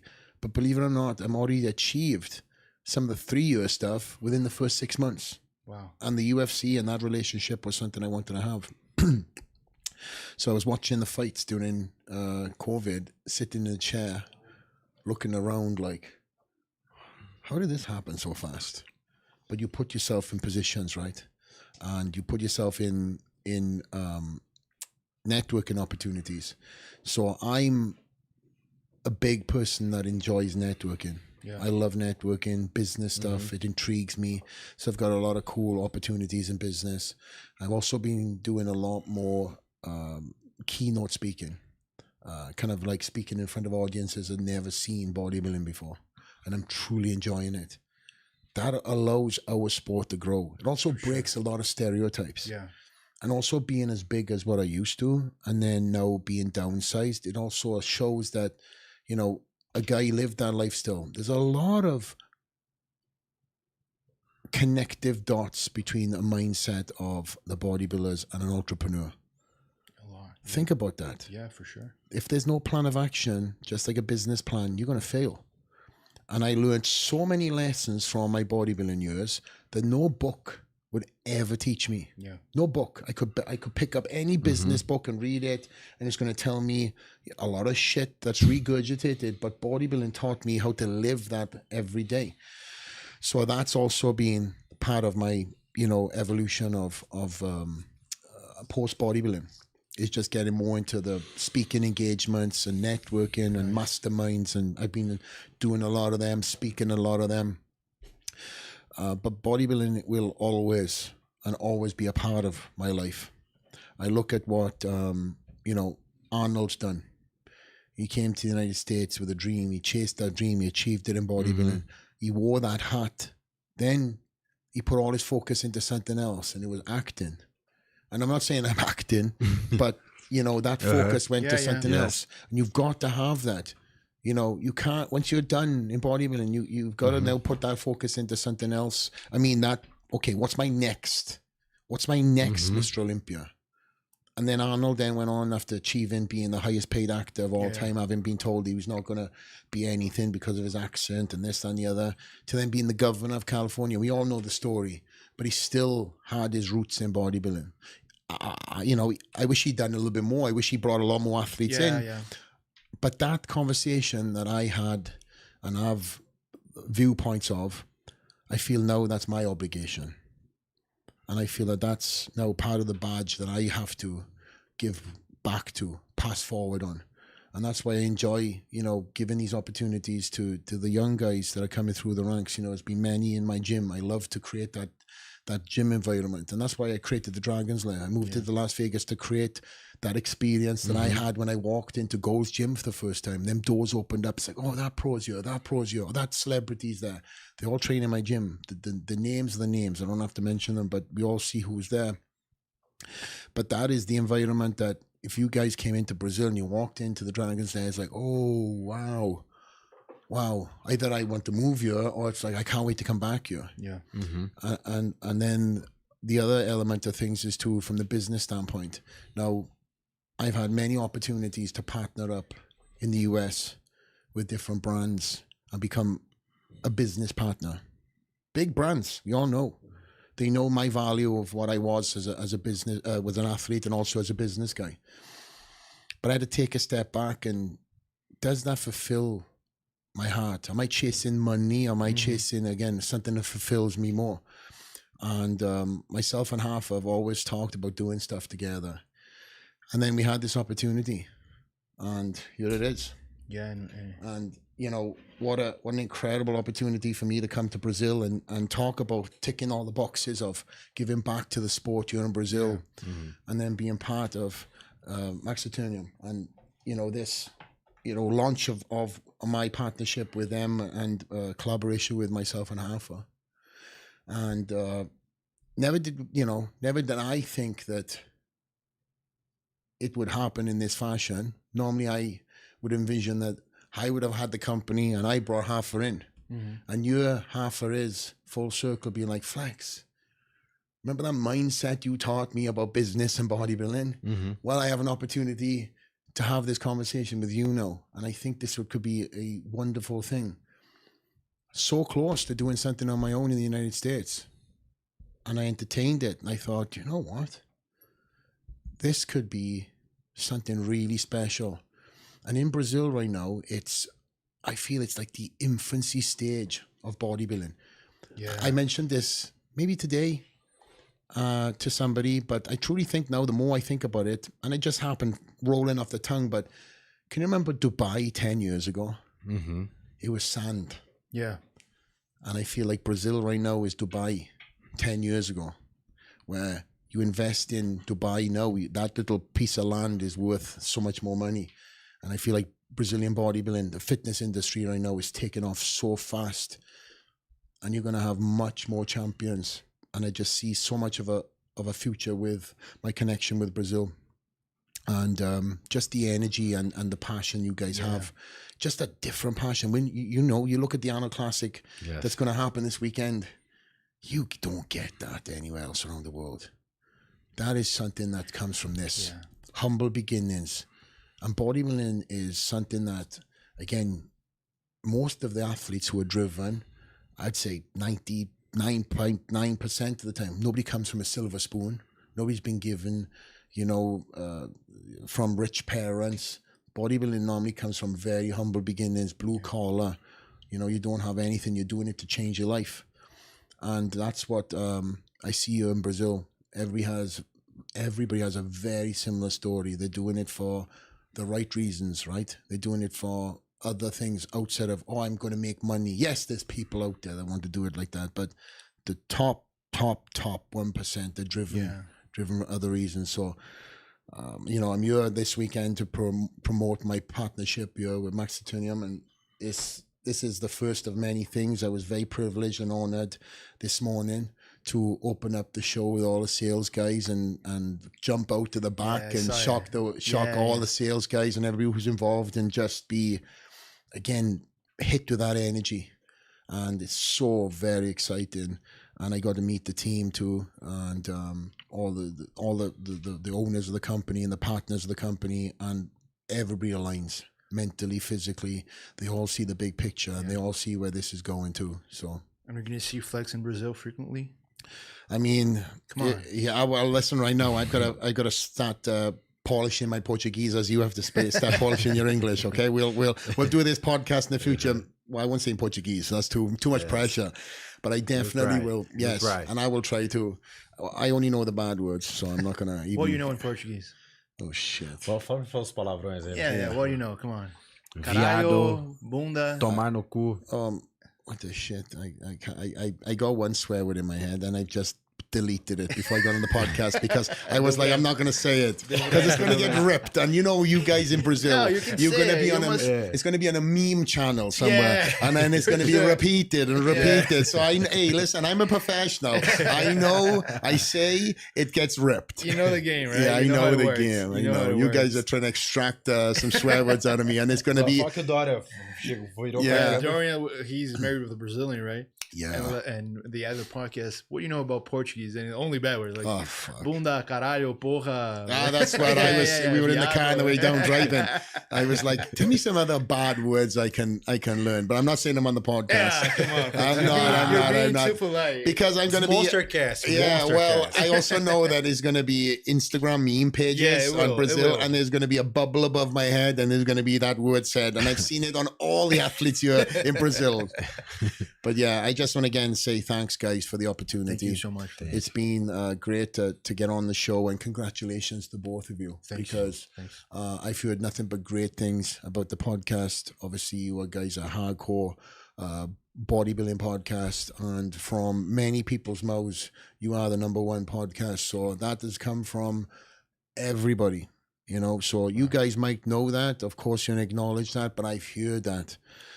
So that goes to show the job that you guys are doing. So for me, you, congratulations on everything and all the success that the podcast brings you. So it's great for me to, pop this cherry, part 1. Yeah, part 1 for sure. And definitely we'll have a part 2. But I'm not saying that's the end of the show. So that's just we're ending. We're just gonna. We're like para mim o número do sorteio. By the way, look at the size of your fucking producer. He ain't no small guy, bro. Did you have to be a certain physical limit to... No, but he's trying. He's trying hard. Yeah. You're fucking big, bro. Falou que você tá grandinho. Tem estrutura, tem estrutura. Você tá grandinho. Yeah. He's trying. He looks like he was bigger actually. Really? Yeah, he's getting. No, leaner. but he looks like do you want to fuck with him? He looks like he would take you out before anybody else. Compliment. There's a compliment. And talking about fighting. Yeah. I'm looking at the chat. How many people mistake you for Connor? Oh, bro. It's a common thing to happen. Like how many times? Like I'll tell you. Especially for the accents. Yes. Yes. So we have a lot. We have me and my wife have a bet normally when we travel. We say, how many people are going to stop you thinking you're Connor? And how many people are going to stop you thinking you're Fleck? So I've actually gone now to the point where I'm normally at airports because it's just so transient and so fast. People are like, is that? So people come up to me and listen, first of all, Conor McGregor is not going to be flying commercial. Business class, yeah, okay, people look like this when they walk in, but he's not going to fly commercial. People come up to me and say, are you... And I've said, no, I'm not Conor McGregor. It's like, I know you're not. You're Flex Lewis. It's like, oh, yeah, I'm Flex. But I went, I'll tell you a quick, fast story. I went to Aruba. No, not Aruba. No, I went to, begins with a C. Dang. I went there with my boys. Anyway, little quick flight from Mexico. And we stayed in the Ritz Hotel. It was like a little guys vacation, a couple of the gym guys, and these guys are all big boys. They're all ex-football players, ex-wrestlers like WWF, WE, and then some bodybuilders. Dom Cardone was there too, a guy called Joey Belt, and we were in the pool. It was a convention there, and you hear the whispers, and they come up to the guys. Because me being me, I'm always at the front, right? Leading from the front, and these guys are behind me. So it looks like, from the far, security, right? Yeah. Or I'm flanked, and I'm in the middle of everything, right? That's just my nature, not because I'm trying to look cool. From the outside in, I think to myself, yeah, maybe I shouldn't be in the front and everything. But that's my mentality. So it looks like I've got security walking to the hotel. So, of course, these guys, they get approached. Hey, is that... Conor McGregor, is that Conor McGregor? And the guy's like, oh, fuck, yes. The whole fucking hotel thought I was Conor McGregor. So people were like opening doors for me, like from 100 meters away. Hey, and I'm like, hey, what's going on here? So we're in the pool. And you know when you know somebody's trying to get your attention, and there's like a group of guys and girls, and they're all kind of like, doing that circle, coming slowly closer to you. And you hear some guy comes up to me and says, hey, it's such an honor to meet you. And I'm like, oh, yeah, no. It's like, stop, it's okay. Fucking, I'm so oblivious to this shit, right? And the guys had told all of them, yeah, it is him. Just go and ask him for a picture. He's okay, he's a good guy. So I'm taking pictures of all these people. They're fucking posting it. Conor McGregor staying in the Ritz Hotel. But yeah, these guys, and then obviously when you tell these people, actually there were some people who did know me on there, as thank God, they helped my ego a little bit. And also I have no tattoos, but and he's not that buffed. I mean, come on. Well, remember he got he got big, but not Flex Lewis big. Come on. I know. That's right. How people don't look and oh my God, Connor is it's something. The problem is I have the accent. Yeah, the accent so when you is tell perfect. People, they say, "Are you Conor McGregor?" And I'm like, "No, I'm not Conor McGregor." And bro, listen to that. They were like, "Okay, don't worry." I won't tell nobody. I won't say anything. And then you could see them fucking filming me like this. I'm like, I can't even go on vacation and enjoy myself because now people think I'm fucking Conor McGregor. So, listen, I'm very blessed to have a fan base and I get recognized in the most random places. And before it was, random being Flex, but then when Conor got big, now I don't know if they're coming up. So I just say, hey, can I get a picture? Yes. And if they tag me in, they know it's me. And if they don't, I'm like, okay, they must think it's Conor. So I'm done saying, who do you think I am? Because it gets too just take the picture. And it's faster. It's faster.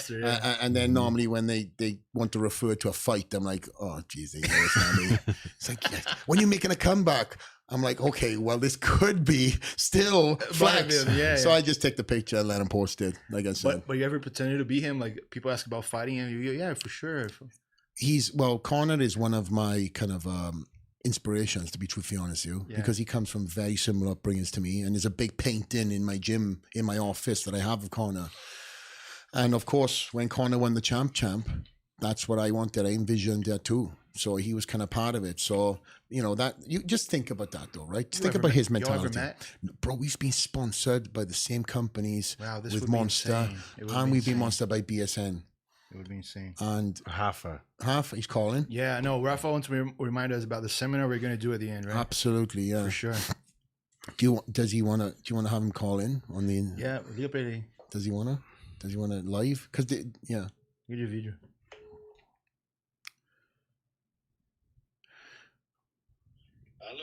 Hello.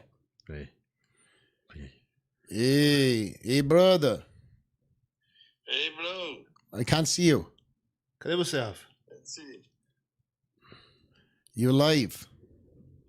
Oh, he's in the dark Oh, room. there he is. It's in the dark okay. room. You look much prettier with the light There off. you go. There he is. Look at this sexy guy. You guys still live? Live. Went live right now. We're ending. We're ending, yeah. These guys bro, this is 5 hours this Yeah. podcast is taking me. He got here late, so we made sure that we kept him a little bit longer. No, we've been talking about you. We've been talking about you. How's We've been this, talking bro? about you. How's this? Great. Yeah, we've had a lot of fun. Yeah, we had a lot of fun. Yeah, these guys are great. I told them about many stories that you have to tell in the future, like my dislocated thumb. And what else did I say? I can't remember. A few different stories. Oh, when you turned up late and all these different stories. Mindset stuff, you know? No way. No, I said half I can tell you the stories, but we brought you on before we wrap up because we want to promote the seminar. Yeah, so... Ô, Ed, fala aí do seminário pra Falar em galera. português. Só confirma pra mim, Rafa. No domingo agora. Guys, I'm gonna say a couple messages in Portuguese, ok? Pessoal, no domingo agora, né, Rafa? Dia 7. Certo? Isso, dia 7 de abril, lá no novo hotel, Ed, do lado da feira, da 1 às 18 horas. É um seminário Mindset de Campeão. Eu, o Flex e o Nil vamos abrir a caixa da Pandora lá. He said he's gonna open the Pandora box, but our Pandora box. Oh, the Pandora's box. Not the one that these guys talk about, huh? Yeah. No, our Pandora box. Oh! Yeah. Então, Rafa, esse domingo, do lado de onde vai ser o evento do Arnold, e o cara compra onde, Rafa? Ô, Ed, eu te mandei um QR Code aí que você pode colocar. Ou Mandou no meu, as mandou no pessoas meu. podem entrar lá no meu Instagram, tem o link na bio, tem o Link na bio do Rafa. Depois a gente pega aí e deixa na descrição também. Beleza?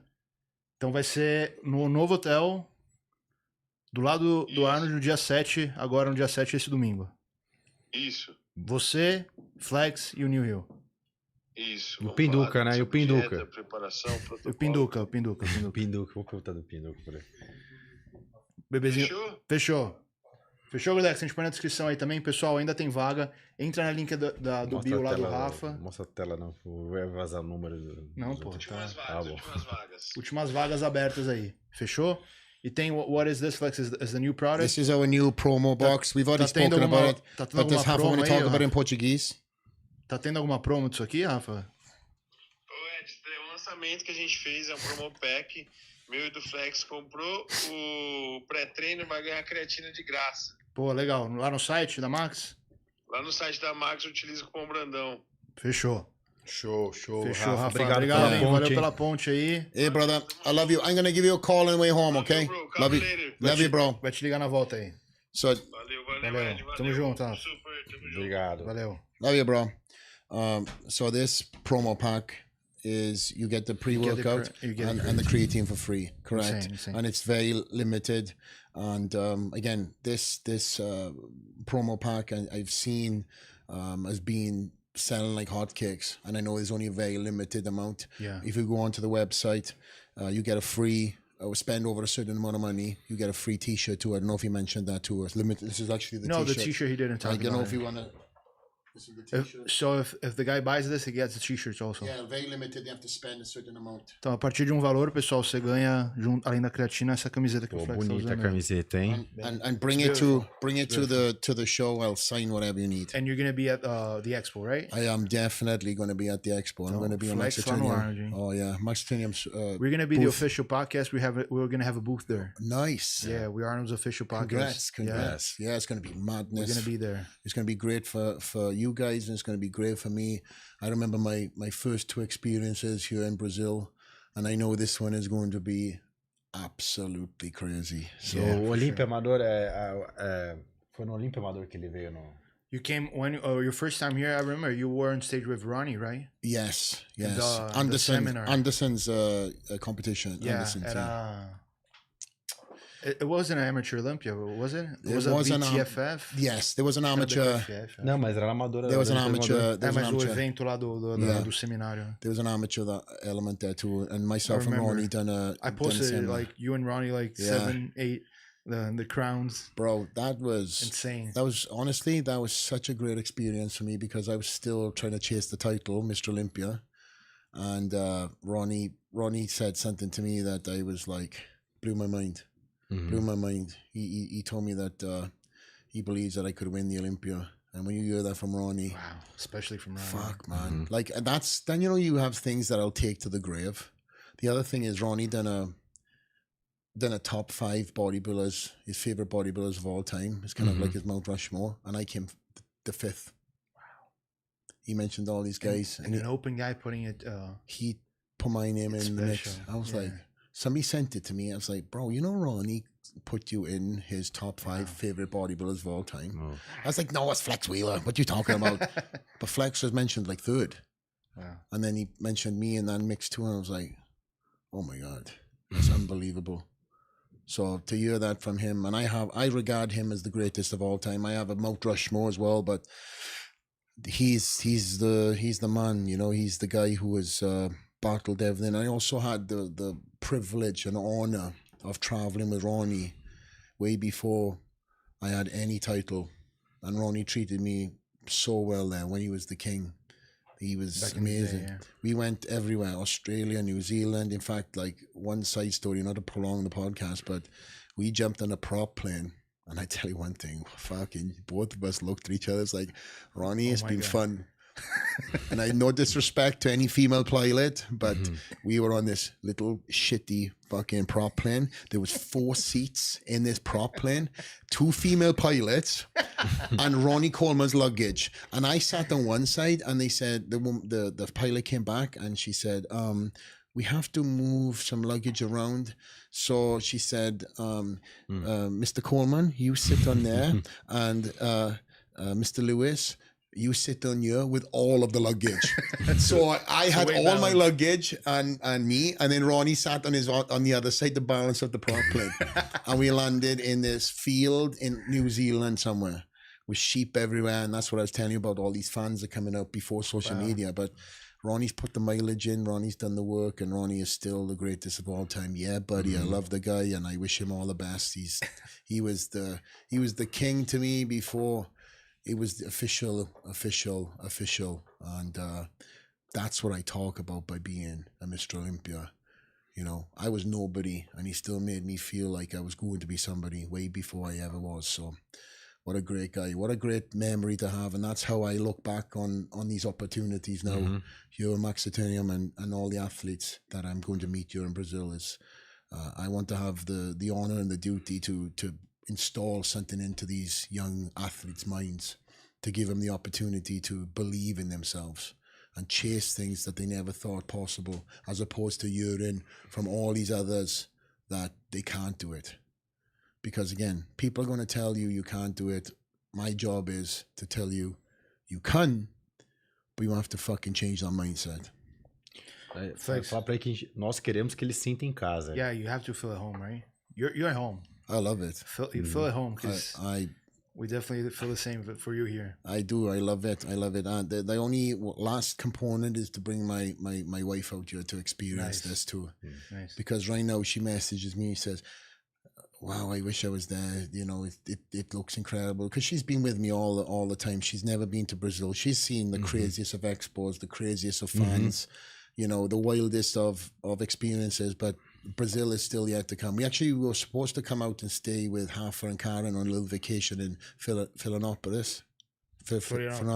Where Eduardo lives, yeah. But it never ended up materializing. But, you know, there's no this element. And before I finish, all my friends back in the United States are like, what the fuck is going on in Brazil right now? Bro, you are over all my social media. I go, yeah, I've got cameras of me all day long. I fucking scratch my ass. It's on a fucking Instagram page. Yeah. I speak to Hamon. Next thing I'm coaching Hamon. Like, people will look like, I was like, I never said anything. And like, everybody wants things to happen. But again, they're all doing it with a love of seeing the sport grow. And I think that's the most exciting thing here is people are excited to see the potential of me coming here first, and yet who yet is to come and what yet is to happen in the future. So again, you guys are at the forefront of that. You're bringing bodybuilding news. You're bringing athletes like myself on your podcast. You've got an incredible opportunity and honor and duty now to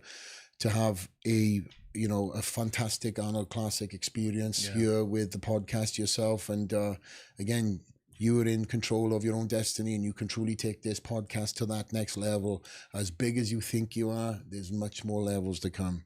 And you just have to demand that from oneself. So congratulations to both of you on your success. And I look forward to seeing you both, grow this into a next monster cast. Yeah, we in hope the next so. level. Flex, to wrap up, I would like to give you 2 presents. Ooh, I like presents. Yeah, this is a t-shirt from our sponsor. Just take a look at it. It doesn't has logo and anything. Yep. It's all about the quality. It's well, like it a feels good. super tag t-shirt.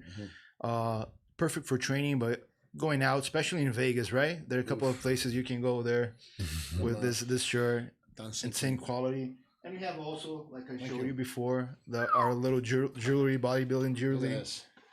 Just take a look. It's a present for you. I see you in silver, so that's a silver present. Ooh, look at this. Yeah. Do many people get the silver? No, actually, you go for the gold one. Well, Normally, they go I'm for the gold one. I'm the guy that's gonna break the camel's. Well, you're the champ. strawberry You should be going for the golden one. No, don't tell me that now. I put gold and silver. I'm a silver guy. I like silver. I think it rocks. So thank you guys for Thank the you gift. so I really much. appreciate this. It's very cool. And as I said, keep on doing your thing and breaking down the new barriers of what's to come. And Flex, last thing, can you give me 4 numbers? We're gonna give a prize for people that participated here. Okay. And we listed the people that are here. A number from 1 to 22. Sorteio, Alex. Kit da Growth. A number, please. My first number is number 11, my rugby number. Juninho Tim ganhou o cupom da Growth. Me chama lá no inbox, ed.hgh. Vou te explicar o que precisa enviar lá.